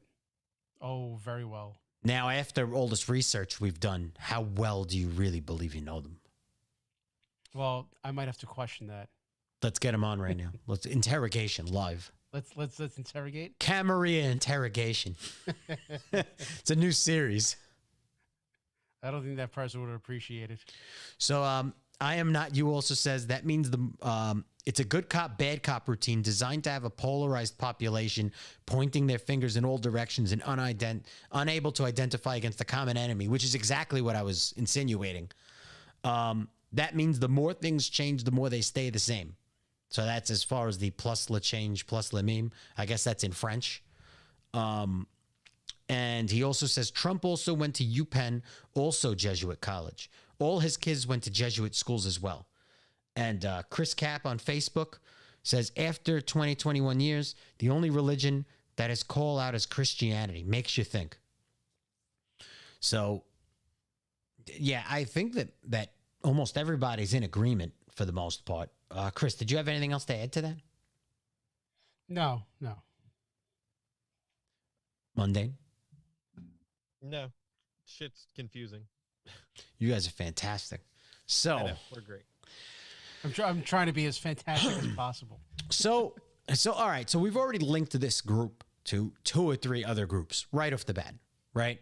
And not just that long list we just saw of the different houses, the different antiquity of human DNA, whatever you want to call it. So it was linked to the Freemasons. It was linked to the Knights Templar, and those two themselves are heavily linked. Heavily linked. Now, why would we always get into this roadblock that people can't get over? When we talk to people about secret societies or secret groups that are kind of undercover, they're kind of laying in the darkness and affecting things. And people say, why? So now I want to run a little bit in a circle here. Now we're going to come back to the Jesuits. That is, without any shadow of a doubt, we're going to come back to them. But as for right now, I want to come to a Wikipedia article here. And now, again, this is to the best of our knowledge, right? I agree to the people that would say that a lot of history is not correct, not accurate. There are a lot of flaws in it, if not some of it totally made up. But to the best of our knowledge, provable knowledge, here's an article about the persecution of pagans in the late Roman Empire. Okay? So it says it began during the reign of Constantine the Great, 306 to 337, in the military colony of Aelia Capitolina, which is Israel. Or no, Jerusalem, which is Israel. When he destroyed a pagan temple for the purpose of constructing a Christian church. Christian historians allege that Hadrian, 2nd century, had constructed a temple to Aphrodite on the site of the crucifixion of Jesus on Golgotha Hill. In order to suppress Jewish Christian veneration there, Constantine used that to justify the temple's destruction, saying he was simply reclaiming the property. Okay, so we went through a giant, so it wasn't as though pagan beliefs went out of style, right? It's not as though it just kind of lost steam. So pagan religions were at war at the time with the whole giant crusade movement that started happening. So it says from 313, with the exception of the brief reign of Julian, non-Christians were subject to a variety of hostile and discriminatory imperial laws, which were theoretically valid across the whole empire, some threatening the death penalty, but not necessarily directly resulting in action. None seem to have been widely applied empire-wide. For example, in 341, Constantine's son Constantius II enacted legislation forbidding pagan sacrifices in Roman Italy. So now we're seeing that in 341, the sacrifices were ending. They were being forbidden. So, and that's also in the Bible. In 356, he issued 2 more laws forbidding sacrifice and the worship of images, making them capital crimes. That's funny because we worship the cross all the time. As well as ordering the closing of all temples, but there was no evidence of judicial killings for illegal sacrifices before Tibius Constantine, which is in 574. And many temples remained open into the reign of Justinian I. Despite official threats, sporadic mob violence, and confiscations of temple treasures, paganism remained widespread into the early 5th century, continuing in parts of the empire into the 600s. During the reigns of Gratian, Valentinian II, and Theodorius I, anti-pagan policies and their penalties increased, but scholars continue to debate how much the laws were enforced. So they immediately started changing law on them. Immediately. And now it also says here, there's a consensus that Christians were a small minority in the empire in 300. And non-Christians, a small minority by the time of the last Western anti-pagan laws in the early 600s. Scholars fall into 2 categories on how and why this dramatic change took place. The long-established traditional catastrophists who view the rapid demise of paganism as occurring in the late 4th and early 5th centuries due to harsh Christian legislation and violence, and contemporary scholars who view the process as a long decline that began in the 2nd century, before the emperors were themselves Christians, and which continued into the 7th century. So they basically, it sounds like they butchered them and then created law to pretty much end them in general. Right. History is written by the winners. So. Mm-hmm. What is Mundane doing back there? He's in the dark. He's not speaking. He's looking up weird shit on the computer. What are you doing back there? Keep getting sucked down rabbit holes. Well, that's the point of the show. You're supposed to bring the rabbit holes into the show. Well, this rabbit hole is that apparently Stalin was Jesuit trained at a spiritual seminary in Russia. Wow. And then I found one that also goes on to say that a lot of people would say that because it's Jesuitical, not Jesuit, could say that it isn't actually Jesuit trained because it's not actually Catholic if it's Jesuitical and not Jesuit. Well, of course, a lot of what the Jesuits stand for, we were talking about this early in the episode, is not what Christianity proposes.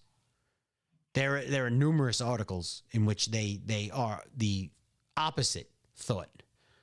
One was the LGBTQ inclusion into the church. The other was abortion. What were the other ones, Chris? It was abortion, LGBTQ inclusion. LGBTQ. Females can be deacons. Right. I think there was one other. I guess this is as good as mine. Yeah. Oh, climate change. Mm-hmm.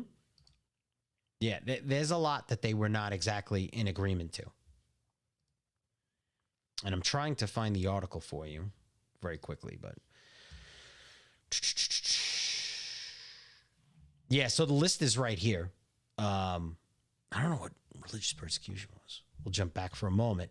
So here's Theological Emphasises. This is from Pope Francis. And it's evangelization, church governance, environment, option for the poor, morality, LGBTQ, religious persecution. They also want to unify all of the Catholic religions. They want to unify them kind of into one.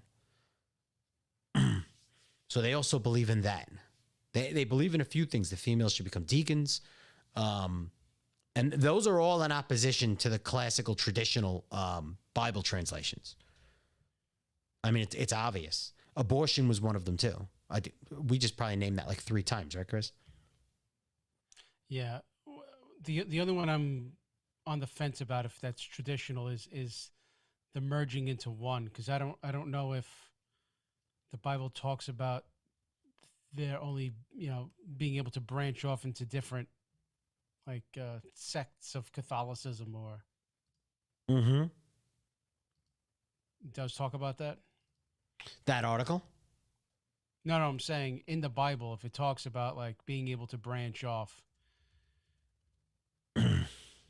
I'm not too sure about that. Or if it should be one. Or was it intended to be one? And then some people had different ideas. So they, well, I'm going to be Protestant, or I'm going to do this, or,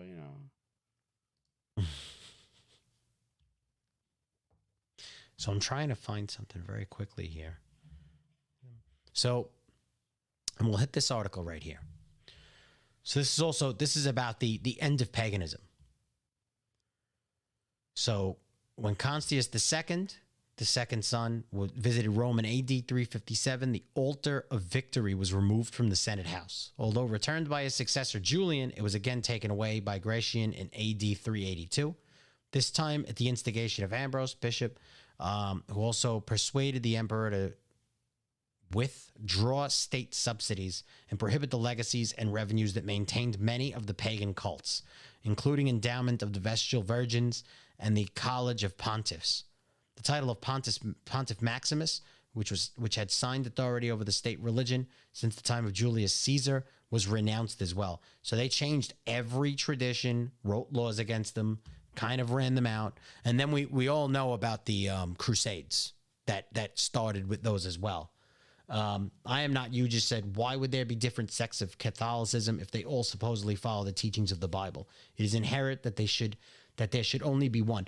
Well, doesn't that have something to do with the translation of the Bible? Like that's the purpose, quote unquote, of biblical scholars, right? So you would have different scholars kind of reading it and trying to interpret what exactly they're saying. And then you end up with a bunch of denominations that all believe that it was trying to say something different. Judaism has lots of scholars that try and constantly decode the Old Testament. So I believe it should be the same thing in Catholicism. I mean, not everything that they claim Jesus said was more or less straightforward. At least not in what they wrote he said. Right. You get different takes on it, and then, you know. Yeah, and I mean, even with a lot of the things that we know now about modern times and some things flying in the sky, I personally believe that if you do read the Bible and you kind of think about a lot of the passages and the things that are said in there, especially concerning the light coming down, the God's light coming down through the clouds to lift somebody up to heaven, that can be seen as numerous different things. I know one thing it can directly be seen as, but obviously back then in that time, or someone who's trying to cover up or make it seem as though it's something else, what somebody can call that. But I know what I would think about. And Chris Cap says, kill pagans on Monday, have orgies on Tuesday, Rome. Was Rome, I know the Greeks were known for giant orgies. Was Rome known for giant orgies as well? Like I never hear somebody say, let's have a Roman orgy. It's usually a Greek orgy. Well, I thought Greeks were known for like butt fucking. Well, hold on. They were, I would rather use a better term than that. But so the Greeks were known for the orgies, but the Greeks are also known for the mythology. Now, looking at history, it looks as though the Romans were what dethroned the Greek mythology, which in turn, I would imagine dethroned the orgies. Now, that does not mean that the people at the top of the political pyramid stopped the orgies. It certainly does not mean that they're the ones who stopped the orgies, but it does mean for the general public, it's time to have less fun. Because it does seem like part of the role of government is to do every single thing you make illegal for the people under you. I mean, at least the government now. Like prohibition. Yeah. I think there's no time in history that they did not catch politicians doing exactly what they made illegal. On almost every front. Just a few years ago, right? Didn't Chris Christie make going to the beaches illegal? Yeah, right? And he brought his family there. It was just him. Right, and it was just him on the beach. Man, they just that's all they do. It's almost as if that's what politicians are good for. They're like, oh, let's just make it illegal so that we can do it right in front of them. And they do it regularly. Look at this whole entire pandemic. Look at California's governor. He said he closed all outdoor dining and masks and 6 feet, and then they caught him having a party with numerous people with no mask indoors. That is in direct opposition.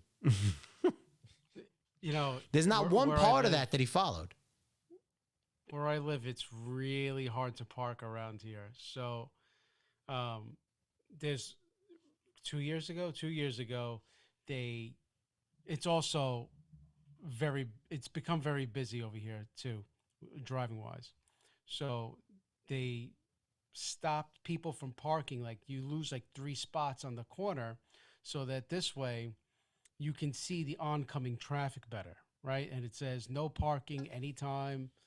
A lot of them have like lines on the corner. So, and it takes about 3 spots away on the corner. But those spots are always full. And if you look at the dashboard of those spots, they're either cops or firemen. Mm-hmm. They put the little plaque there. So again, people in power just, getting away. I'm not allowed to do it. I know if I put my car there, I'm getting a ticket, Of course. but Yeah, you took that cop's parking spot. exactly. And they'll do whatever the hell they want at all times. I mean, you see it on every level, and it only goes further up. So you can only imagine what the top get away with. Oh yeah. Like, Murder, probably literally. mm-hmm. Like sacrifice. Fucking anything they feel like doing. There's nothing that they can go down for. Pedophile islands. Well, No. this conversation is probably going to lead to a trial that's going on right now, and that person's No. probably going to get away with what they're. We haven't heard shit on it. You notice we're hearing Oh. less and less and less by the day? So Christina listens to a podcast. This couple goes to the trial every day, and then they do a podcast about it. So people can actually go there? You can go. Anybody can go. You can't stop people from going. They're just not broadcasting it. So anything new on that front? You would have to ask Christina more, because when she's doing her thing, she's listening to it. I'm never really around when she's listening to it. Wow. So I'm trying to find better articles here for the fall of paganism. But basically what they were doing, I mean, there's plenty of purchased books that you could do on this whole entire thing. But pretty much they were condemned. They were condemned by law. They were violently condemned. They wanted polytheism completely out.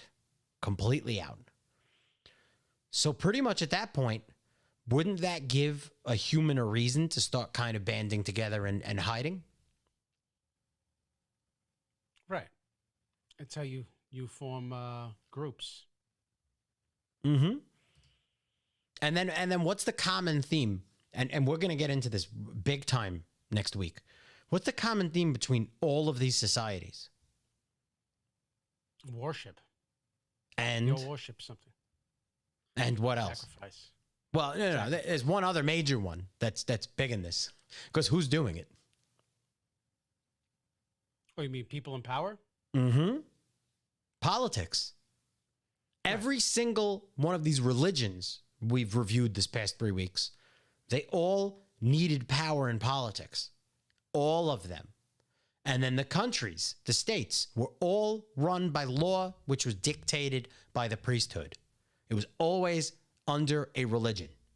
Over and over and over again. And the same thing's happening here as we're reading on the decline of paganism, is that Christianity is taking its place, right? So people didn't turn around and say, all right, we're not going to be religious anymore. They said, we're going to trade this out for this. And we're going to start really pushing these people down based off of beliefs. Right. And now Catholicism It made it became... impossible for them to believe in, polytheistic government religions. Yeah. And if you think about how many generations it takes to really do that, it's really not that bad. You go a good 60 to 80 years and it's gone. Remember when we had that conversation about how fast civilization could just vanish? Like, if you really think about how quick that can go, literally the next generation that's born after it happens, it's only a tale to them. The generation after that, it becomes a tale that came from my parents. And now once you're too removed, you play the game of telephone, you watch a statement degrade in a matter of minutes. Correct. Well, that's like how a lot of people in this new, the last 30 years born don't think that the concentration camps and all that whole genocide, well, almost genocide happened, in Germany. Mm-hmm. So, and it's funny, like, we learned about it in history books. I don't have to get taught now, but like, they're denying that ever happened. The persecution of the Jews. I mean, they don't mention black people. He also killed millions of black people as well. So he killed millions of people, supposedly. Right. It wasn't just a matter of the religion. I mean, he did specifically go after them, but it was anyone who wasn't blonde-haired and blue-eyed. Like I've heard numerous times the genocide of the Polish. The Polish are mentioned that they got really reamed, but Yes. and they weren't particularly a Jewish country. I think they are, aren't they? See, but I think that's part of it, is that once you start getting caught in one or two different sections of BS, it's hard to believe the rest, even if it's true. Does that make sense? So I think they found so many holes in a lot of that story. I'm not saying that I deny it. I don't. I think that it's pretty recent. We had film and motion back then. We have footage of certain things happening. So we know that something happened. But it's hard once you start becoming removed by a few generations and you have information that can just be doctored. It's always very difficult to understand whether what you're reading is accurate or not. History is written by the winners, right? Mm-hmm. So it's very difficult to verify. The numbers continually changed. Who it was that he went after continually changes. If you talk to different races and ethnicities, they'll tell you that their grandparent wasn't Jewish, but was in there in the camp. But that's how difficult it is to do, right? To our knowledge, we can't go back in time. Like we can't physically go back in time, so we can't literally go back and view it. And this is something we're trying to keep in history. Now, just imagine if Germany went to war with us tomorrow and then won. What's going to happen to what happened in World War II? Oh yeah. What's going to happen in our history? It's going to get wiped out again. So, yeah, it's very difficult to follow. It's very difficult to trust. So, I Am Not You also says, yes, the fall of Rome was considered to have been because of a decadence. I don't know if orgies are considered decadence. Is that under... Well, there was also, and I just read an article about it, that the fall of Rome, it was an overcomplication of a simpler photo caused by religious propaganda of the Catholic Church and the paganism that came before the pre-Catholic Rome, trying to show that they put an end to all of it. So they kind of escalated everything and made it look worse than it actually was so that they could basically come out the hero in the situation. So you're saying that paganism took down... No. I'm saying that Christianity tried to put out propaganda saying they took down paganism in Rome and took care of the orgies and all of that stuff to come out as the hero in the situation. Right. And they didn't. No. No. I mean, it still exists. There's still people that follow it. Oh, man. But even if you say they did, you want to play devil's advocate here, there's a good, 90% chance that they blew that shit way out of proportion to make it seem like they did way more good than they actually did. Mm-hmm. Yes, sir. Now, what I'm trying to find is the link here. So pretty much the point that I'm trying to make is that the result of the decline and the subjugation of people who practice paganism, they all went into secret. They all created secret societies. They all planned to get back into power and pose as Catholics, posed as a certain faith, posed as something they weren't, so that they can remain relevant and at some point switch everything back around. Just do the same thing under a different name. That's all they're trying to do. Correct. And every single time they kind of get caught for something, they create a splinter group. So like the next few weeks, we're going to go over a ton of secret societies that all were the result of basically the persecution of the pagans. And yeah, we have tons of them and tons of them. And one could be a deviation of the other. One could be a distraction from the other. And it's the same people. The same thing that I Am Not You said on Twitch that I had said earlier. You know, there's just a lot of distraction tactics. There's numerous groups they put together. You might blame one group, and meanwhile, the other one's actively doing it now. And then you look that way, and then a different group is now prominent in the situation under a different name. And until you link them all as the same exact entity or start identifying them as the same entity, it's hard for anybody to really keep track of what's happening. So let's see. I'm going to keep this article here. Do you guys have anything to add to that? No, I was just going to say that it's the basic case of, wag the dog, right? So you create something so you distract people from the truth. Is that what wag the dog actually means? Basically. I never fully got that statement. Because, like, instead of wagging the tail, you're wagging the dog. I don't get it.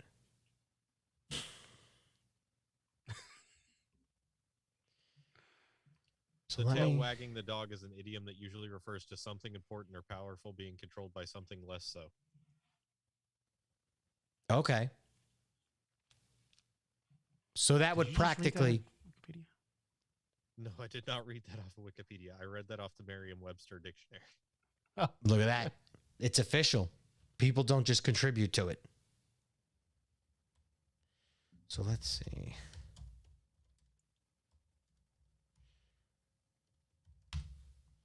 I'm going to look up one other thing here.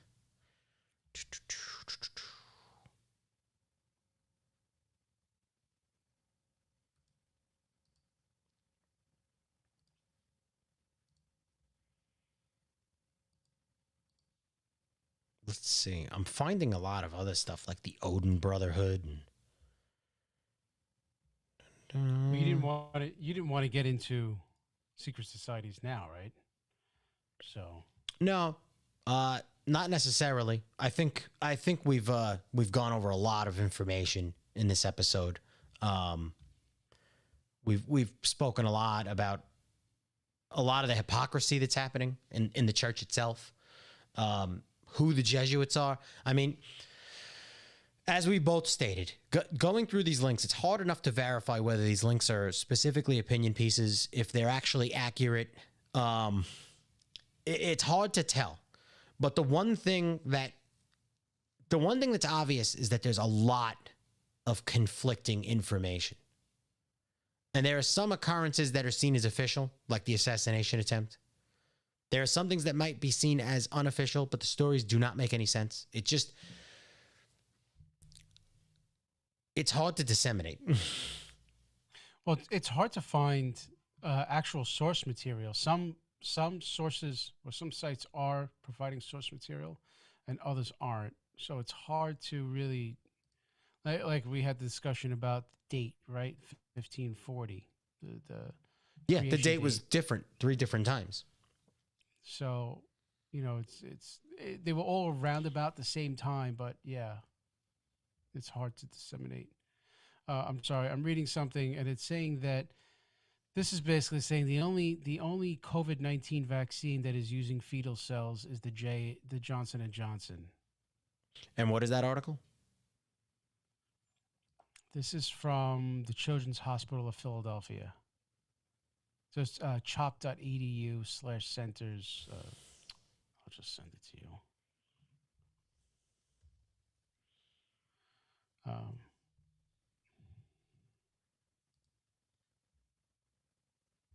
I closed it.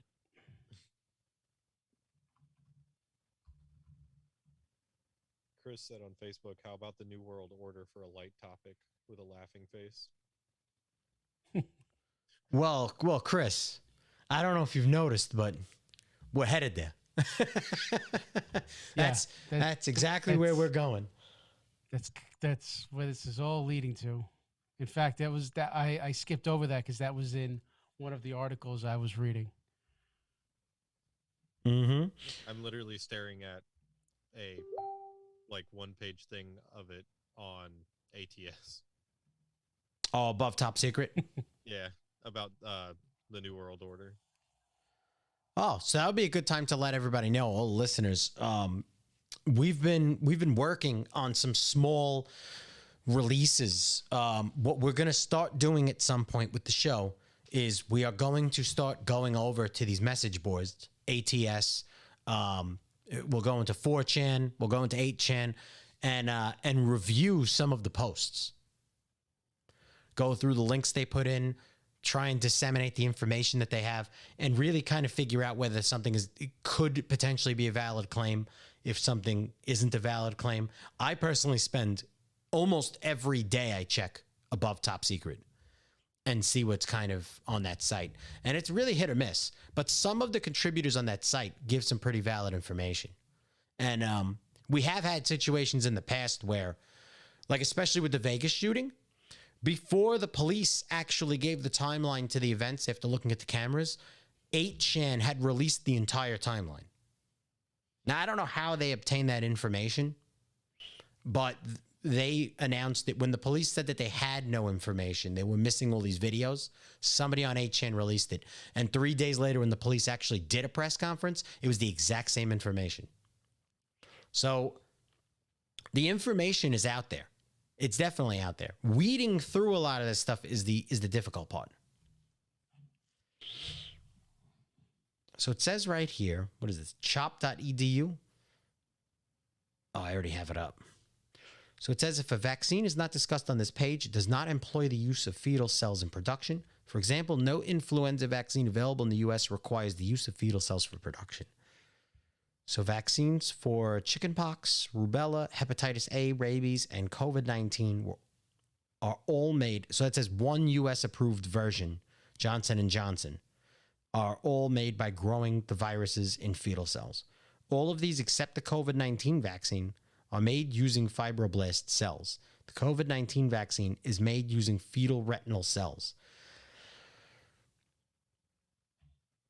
So if it's only one out of them, wouldn't they redirect the focus on Johnson & Johnson?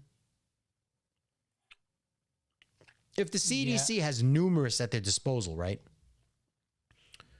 Wouldn't they just try and deflect it?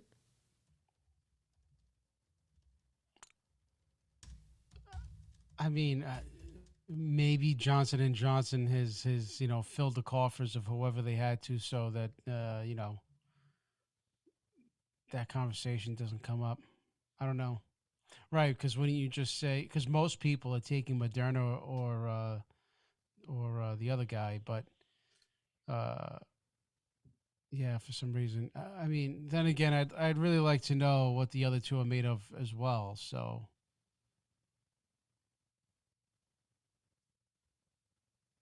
I don't want to call bullshit, but I can't prove that.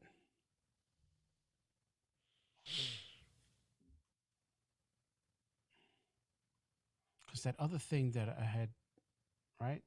That didn't say whether, they didn't give specifics. Right. And now I found another article here. And this says fetal cell lines are cells that grow in a laboratory. They descend from cells taken from abortions in the 1970s and 1980s. Those individual cells from the 1970s and the 1980s have since multiplied into many new cells over the past 4 or 5 decades, creating the fetal cell lines I mentioned above. Current fetal cell lines are thousands of generations removed from the original fetal tissue. They do not contain any tissue from a fetus. That's a good way of trying to get around it. Vaccine makers may use these fetal cell lines during the following 2 phases: research and development, production, and manufacturing. When it comes to the Pfizer and Moderna COVID-19 vaccines, fetal cell line HEK293 was used during the research and development phase. All HEK293 cells are descended from tissue taken from a 1973 abortion that took place in the Netherlands. Using fetal cell lines to test the effectiveness and safety of medications is common practice because they provide a consistent and well-documented standard. For the Johnson & Johnson vaccine, fetal cell lines were used in the production and manufacturing stage. To make the Johnson & Johnson vaccines, scientists infect PER.C6 fetal cell lines to grow the adenovirus vector. All PER.C6 cells used to manufacture the Johnson & Johnson vaccine are descended from tissue taken from a 1985 abortion that took place in the Netherlands. Is there something with Netherlands fetal cell lines that is better than U.S. fetal cell lines? Or This I'm guessing maybe they were like one of the first ones to keep one of these things in a jar. Right. So further down, I had also found that the mRNA COVID-19 vaccines produced by Pfizer and Moderna do not require the use of any fetal cells cultured in order to manufacture slash produce the vaccine. Uh, and it does say early in development of RNA vaccine technology, fetal cells were used for proof of concept to demonstrate how a cell would take up RNA and produce the SARS-CoV-2 spike protein to characterize the SARS-CoV-2 spike protein. I get it. Okay. The Pfizer and Moderna vaccines were found to be ethically uncontroversial by a pro-life policy organization, the Charlotte Lozier Institute. Further, the Secretariat of Pro-Life Advocates, a committee within the United States Conference of Catholic Bishops, has stated neither Pfizer nor Medina used an abortion-derived cell line in the development or production of the vaccine. However, such a cell was used to test the efficacy of both vaccines. Thus, while neither vaccine is completely free from any use of abortion-derived cell lines, in these two cases, the use is very remote from the initial evil of abortion.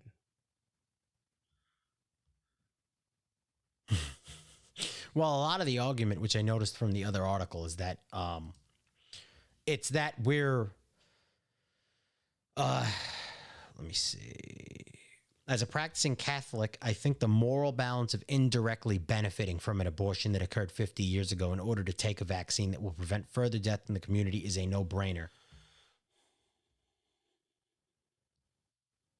And then it says the Vatican and bishops agree. The Vatican has issued clear guidance that permits Roman Catholics in good faith to receive COVID-19 vaccines that use fetal cell lines in development or production.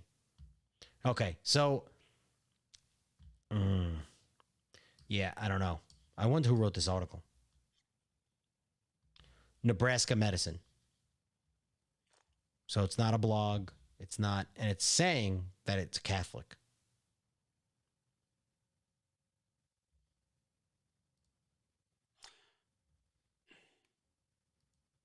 But you never know who you're hearing it from now. So, right. I guess my personal feeling is if they're using, I don't know. I guess I'm on the fence about the whole situation. Do you mean on a personal level? On a personal level, right? So it's not like, you know, they're taking they're just getting abortion after abortion after abortion, and you know, to test. This is something from the 1950s that they're still able to use.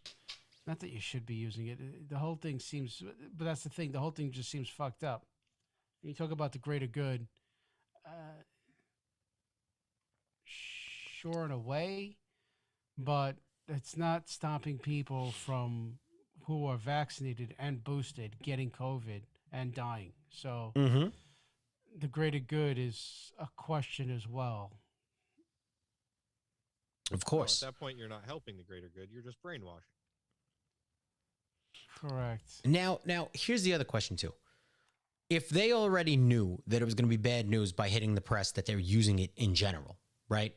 If they knew that even just creating it, and not the production of it, but the testing and the making of it, if they knew that that was attached to the fetal line cells to begin with, who's to say they're not lying about the production using it?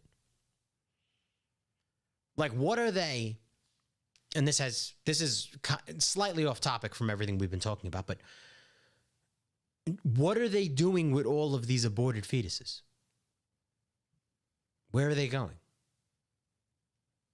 What are they doing with it? You mean like at Planned Parenthood? Like, what are they doing with it? Paperwork has been released, and it's already been officially pretty much admitted that their biggest business is abortion. That's their biggest business. And a lot of people, they don't even charge for it. So people are buying them. They're buying fetuses. What are all of those fetuses being used for? Is that a loaded Nefarious question? things. Usually, you know, something like that. You see, you know, sounds like an X-File show. You know.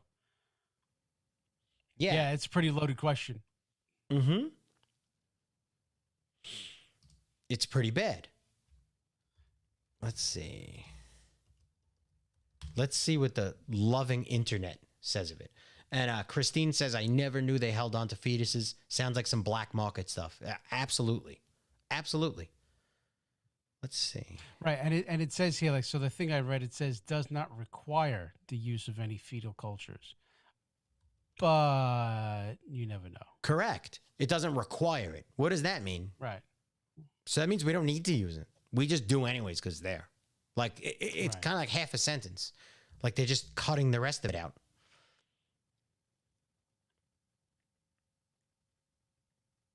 See, so even on Quora, right? I mean, you may not trust it, but a lot of this is known. What happens to the fetuses after an abortion? Their medical waste often donated to research labs or simply incinerated. Now, sure, I'm imagining some of them are incinerated, but I doubt all of those are being incinerated. You know how medical research goes. If anything can be used, it is. Especially when you're talking about human lungs, because you can't just kill people left and right, you know, unless you want to mandate something worldwide. So, woo. Well, it's all for the greater good, Lou. It's all for the greater good. Mm-hmm. You know, how do you make a dead baby float? 1 part ice cream, 2 parts dead baby.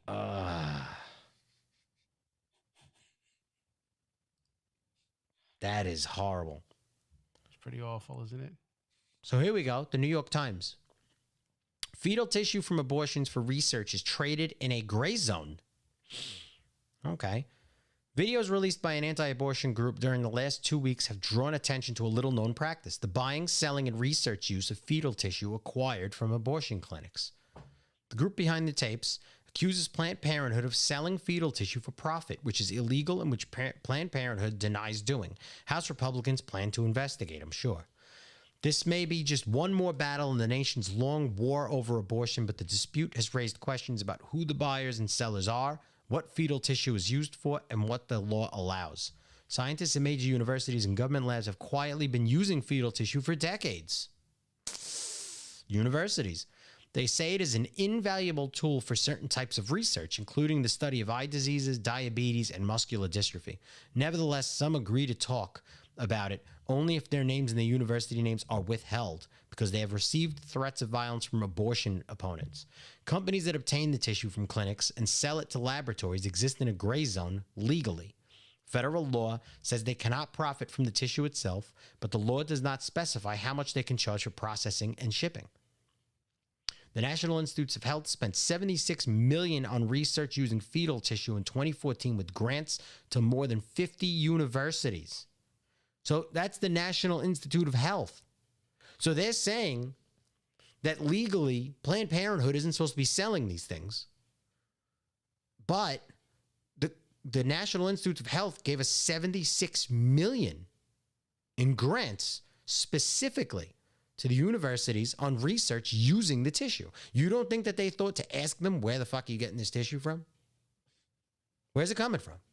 That's a need-to-know basis, and you don't need to know. So all of these pieces, you know, it's another one of those things where you just look at it and it's obvious. It's obvious. Why wouldn't somebody question that? If it's part of the law that the place can't sell it, then where are these guys getting it from? You're giving a grant for them to research on it. Hey, Chris, I want to give you $20 for that crack you're going to smoke later. You don't think somebody's going to ask, where'd you get it from? You got to keep your source safe. This is ridiculous. Again, and it's the same government that's saying that they made it illegal for Planned Parenthood to do that, but they're also the same government giving the grant to research. Same people. How can these people can't fucking be this stupid. They can't. And I know you're going to say, yeah, they certainly can be. No, they cannot. You cannot get that in a position that powerful, being that fucking dumb. You can act fucking dumb, but you can't. Researchers say fetal tissue is a uniquely rich source of the stem cells that give rise to tissues and organs, and that studying how they develop can provide clues about how to grow replacements for parts of the body that have failed. Think of fetal tissue as a kind of instruction booklet, said Sheldon Miller, the scientific director at the Intramural Research Group at the National Eye Institute. Stem cells derived from adult tissue may eventually replace fetal ones, researchers say. May eventually replace. So again, where the fuck are they getting these from? Why were they so... They shut everything down at the beginning of the pandemic, but they refused to shut down the clinics.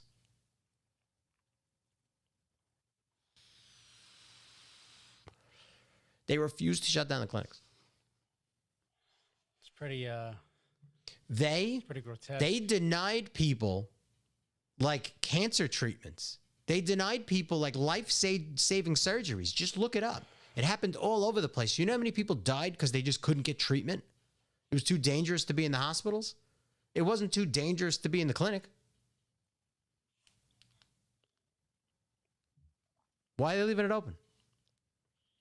Because they're making fucking money. That's why. It's fucking assholes. Let's see. Gotta make that cheddar.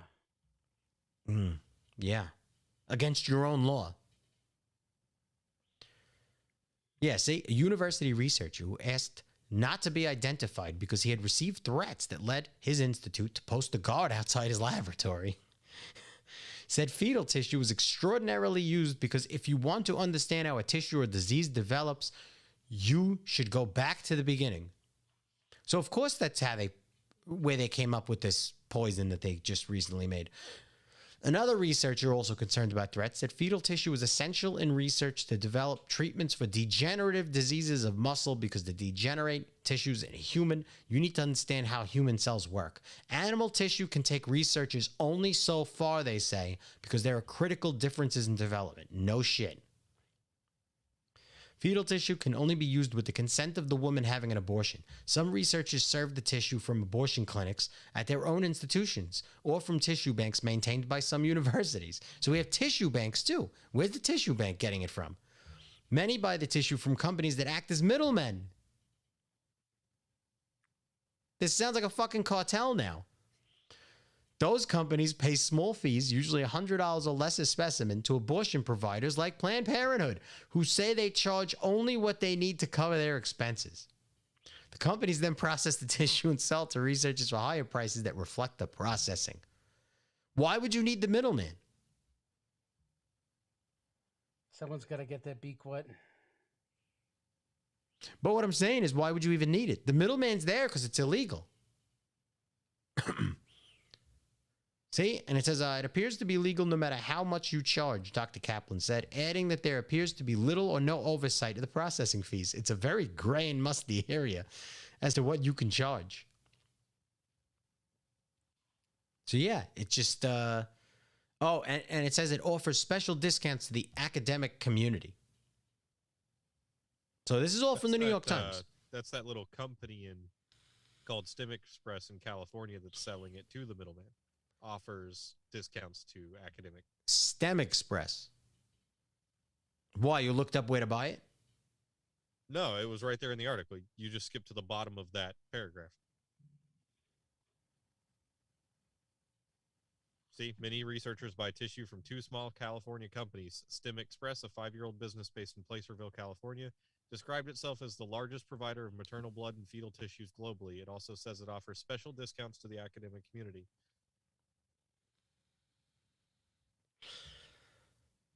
Oh, man. She started Stem Express with $9,000, and the Sacramento Business Journal reported that it had like 1,300% growth within the first 3 years. Now it's a $2.2 million company. Mm-hmm. It's a lot of fetuses. Well, it depends on what you're charging for processing. Ah. It could have been like 5, just high processing fees on those. I guess. It was her first 5. She didn't know how to process them yet. And Chris Cap, welcome to Twitch. I just noticed he switched over from Facebook to Twitch. He says, "Oh, Walmart, Wally World, Getting you stem cells from Walmart? dude." I wouldn't be surprised if they sold it at some point. They won't sell ammo anymore, but they'll sell stem cells. Oh, they sell ammo. Come on. They'll sell whatever's profitable. Trust me. I mean, what do you guys think of this whole thing? Like, I'm not asking like what you think of the right to choose or anything like that. But what do you think about the government itself making it illegal for them to sell? Then them pushing, like, I don't know. I don't think anybody even understands the irony in the name. It's called Planned Parenthood. You're not a parent if you don't have a child. So you're not planning parenthood. You're removing parenthood. They counter that because they do offer other services, but mostly what they're known for is abortions. Mm-hmm. So why don't they call it denying parenthood? So it's called Planned Parenthood. You go there, you get an abortion. It's illegal for them to sell it, but then somehow they get it to a middleman, and then the labs that buy it will give the middleman's name. This is shit the mafia used to do. Who giggled? It is. This is literally what they did. Yeah, this is very shady practices going on here. Mm-hmm. I mean, Well, you got to make it shady and make it illegal to be openly sold, so that the government can find a way to make themselves the middleman to make money. So you think the government is the middleman? Yeah, I mean, they could just Probably. be cornering the market on it. I guarantee you they're getting money somewhere in those transactions. They There's no probably- fucking way they're like, here's $7,000 in processing fees that I didn't pay taxes on. They probably wrote some kind of weird law that allowed that company that they just put together can legally get it somehow with yeah, some there's type of probably a bylaw loophole. somewhere. So if you did Yeah. catch it, which they're practically admitting it here, but nobody even looks into it. Nobody even bothers. But if somebody does look into it, they'll find that there is a loophole. There's Yeah, it's something just- there that they're doing.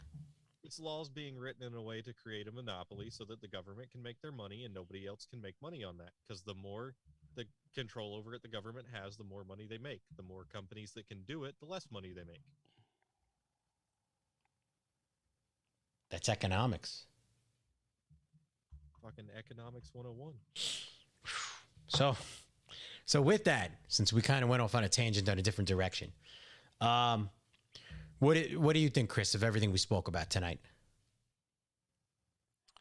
I'm actually excited for the following few episodes because not that this wasn't exciting. It's mostly a lead up to where we're going, and it's very interesting. And I hope the people that are following us are kind of tagging along and understand where we're going, and are like absorbing this info. Because I think the future of the next few shows is going to be pretty good. So, Think it's going to be pretty intense? I think so. I mean, there's going to be a lot of lists, like lists. Yeah. A lot of lists, a lot of spider webs, a lot of connections from one spot to another. What do you think, Mundane? I mean, you came in halfway. You missed half the show. I'm excited to see where this is going. There's definitely a lot.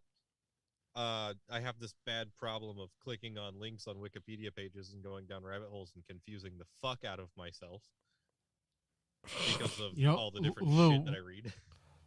We should get you a little dry erase board so you could actually like start marking like who's connected to what and what, you know.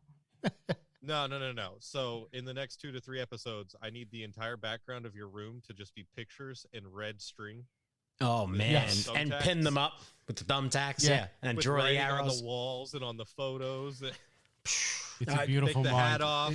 Make your It's hair a beautiful little messy.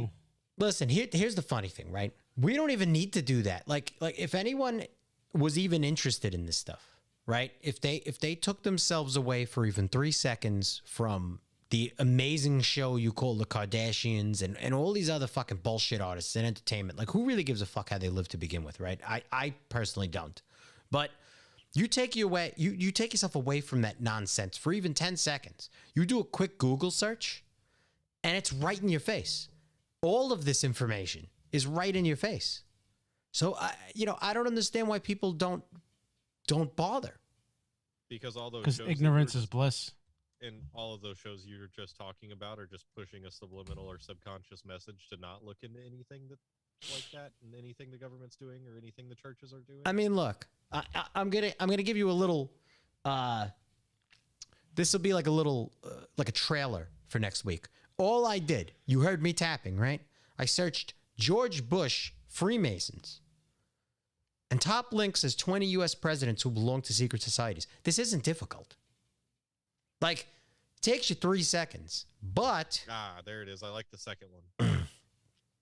oh man, oh, we'll get into that. It's coming. It has to. I mean, we have trillions of things we can talk about, but all I'm saying is, all we're doing is literally Google searching, putting the stuff together, and then talking about it. That's all we're really doing. This isn't stuff that anyone who has a wandering mind can't do on their own or is interested in doing it. It's not as though any of this is really being hidden. I mean, it's kind of being disseminated in strange ways, but I mean, think about what people do with their time. They're always like, oh, I don't have enough time. And then they feel like, yeah, I binge watched that Netflix show. I finished it in fucking 3 days. It's like, oh, you don't have time, asshole? Of course you have time. Well, the thing is, you have to want to look for it, though. Like, it's just not like you're going to know about secret societies and presidencies, you know? Like, you have to want to. So, someone I know who's, African-American guy, so we were talking about the abortion. Not abortion, sorry. We were talking about the vaccination, and he didn't want to get it, but he had to. And he was like, well, with the way this government's treated us black guys, and, he brought up the Tunguska experiment, and I was like, I didn't think he even knew about that. He goes, I Googled, basically like experiments on black people, and that came up. So what the hell, man? That's going kind of heavy. Well, it's just the fact that, like, he actually did some research on that, and which not a lot of people know about, but you have to want to research something like that. Most people don't.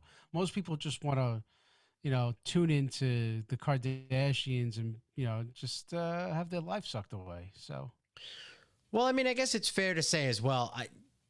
Look at Tiger King. How did so many people watch that garbage? Yeah, no, I know. I'm sure to a small extent, people have already made their decision. So to start researching after the fact, I would imagine it's kind of frightening in a way. Like if you already know, all right, I can't keep my job if I don't do this, so I'm going to do it. If you've already made that decision, why do you want to look at conflicting data and then start worrying about whether your anus is going to burst from a shot? Why do you want to know that your elites are potentially sacrificing things and doing all these terrible fucking things?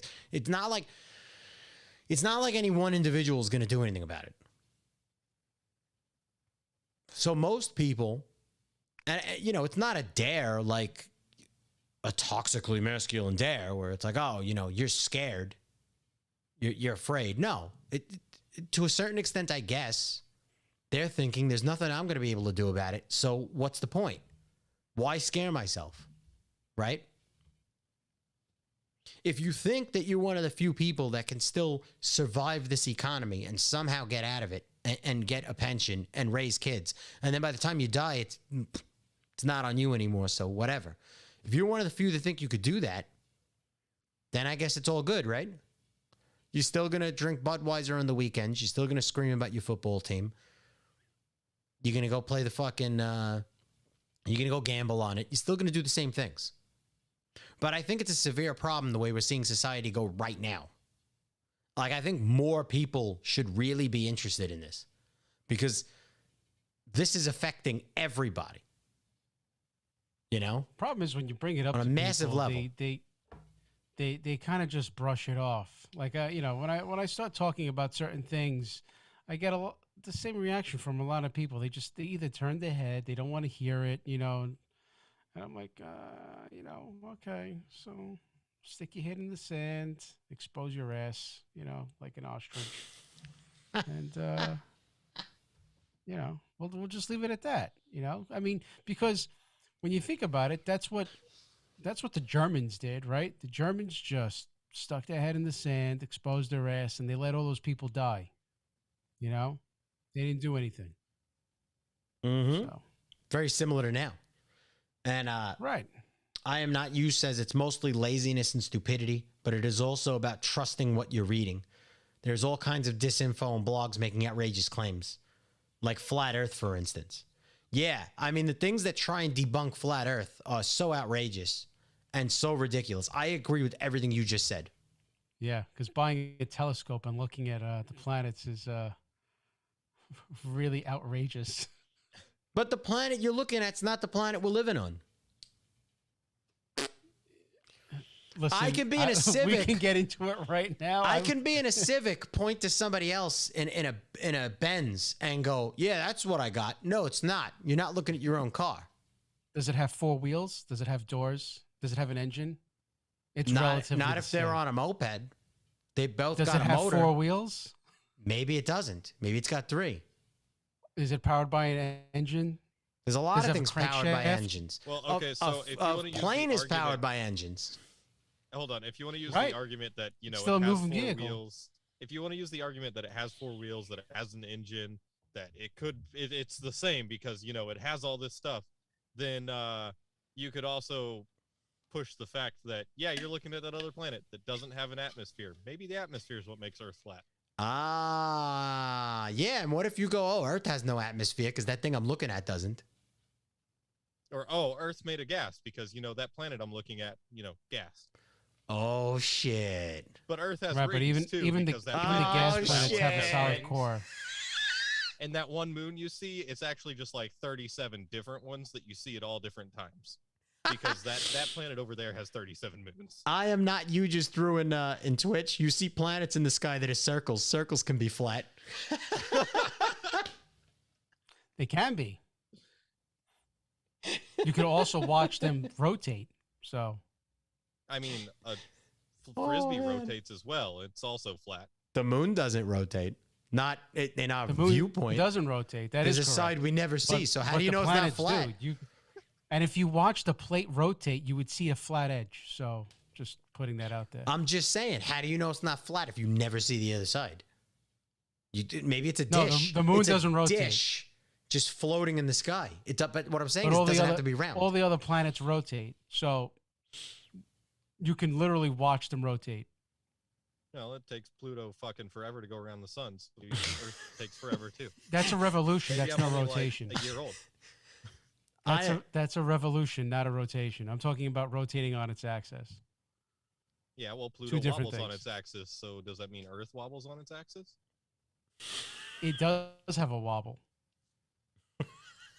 So Yeah, but I mean, Pluto has like a solid 20 degrees of wobble. So Earth has 20 degrees of wobble. I am not you just said you could spin a coin. That's flat. Right. And when you get to one side of the coin, it would be flat. He said You circles. would see it. He said circles Actually, So can be that flat. argument is stupid. So then you can argue perceivable by the human eye. If you spin a coin fast enough, it looks like a circle. Just Yes. like if you look at a fan, it looks like a perfect circle when it's Like- spinning. You can't see each individual Like, dude, blade. how fast is Earth supposed to be rotating? So maybe that other planet you're looking at's just Earth rotating so rotates fast you at, can't like, tell it's flat. 20,000 miles an hour or something? Yeah. on its So axis? So rotating it's gonna fast you look can't see it's round. flat. Imagine a coin going at 20,000 miles an hour. It's gonna look It's like round. a sphere, but it's still flat. So you're talking about something this size compared to something that's a billion times bigger than it. The illusion so- stays the same. The size So- doesn't change. if you want to go to the size change size thing, does- you can spin that coin. Lou, and you size can't matters, just to let you know. tell. But if you want to go on the size argument, you can spin that coin and it looks the same. It looks like a sphere because your human eye cannot perceive it moving that fast. And then you can upsize that. Helicopter. it So spins. if you could can't spin tell a it has coin four at fucking 20,000 blades, miles an hour, I'd be very, very impressed. But no, you can still look at the planets. You could still see them spinning. but it only takes spinning a coin at let's see, 247 frames per second, and you can't tell that it's spinning anymore. You can just see a sphere because the human eye can only realistically perceive up to 244 hertz. And that's if you Okay. have good eyesight. Holy shit, he's That's- pulling science out on you. That's more than fine. He's pulling optic And fucking if you don't think the specifications. size matters, we can take that one of the symbols off the drum behind you and spin it really fast, and it's still a sphere.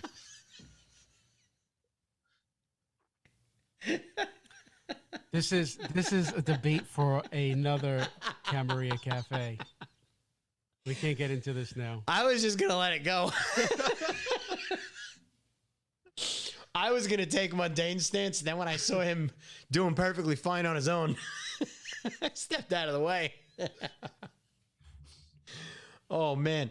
And I am not you also says, just to throw it out there, flat earthers don't necessarily believe the other planets are flat.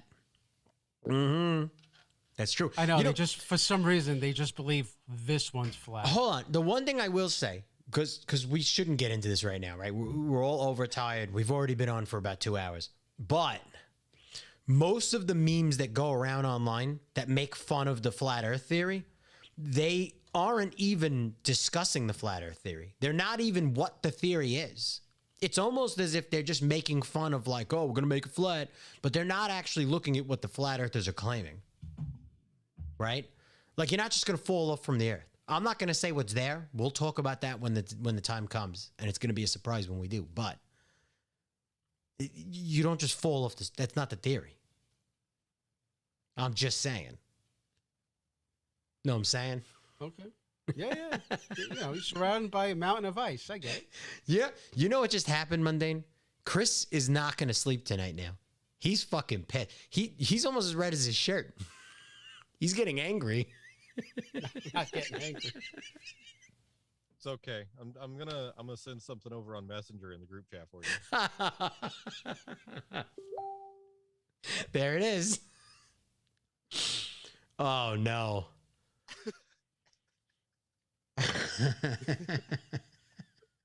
Holy crap. God. All right. Well, with that, are you guys excited with the end of the episode at least? Yeah. The end of the episode All sucks. kinds What of are you fun. talking about? Talked about how rotating 260 revolutions per minute you can't see. All right. So what we're gonna have to do? Seconds per minute. I'm sure that this is a very heated discussion. I know people personally that told me that when we talk about this topic, they want me to message them. And like they'll watch it from work. They'll watch it from everywhere. I have a lot of people that they can't wait for this to happen. So I think that we got to pick a night where none of us are working during the day. We could start it early. We could be fresh. We could have a cup of coffee and really, really, you know, have a meeting of the minds so we could figure this out. Yeah, I'd say the show took a little spin there at the end, but overall it was well rounded. Oh God. All right, that's it. Good night, everybody. It got to end on that. He just told dad joke. You know what? And with that, I want to thank everybody for tuning in for tonight. And as Chris said earlier, next week, we're going to start hitting some topics very intensely, very in detail. And hopefully everyone's enjoyed the last few episodes. Hopefully we've made a few really good points that they weren't aware of, may have been aware of, but maybe solidified it a little more. And I want to thank you guys for joining us. I want to thank Chris Bonica for being here, Mundane the Mouth for being here. And I hope you all have a good night.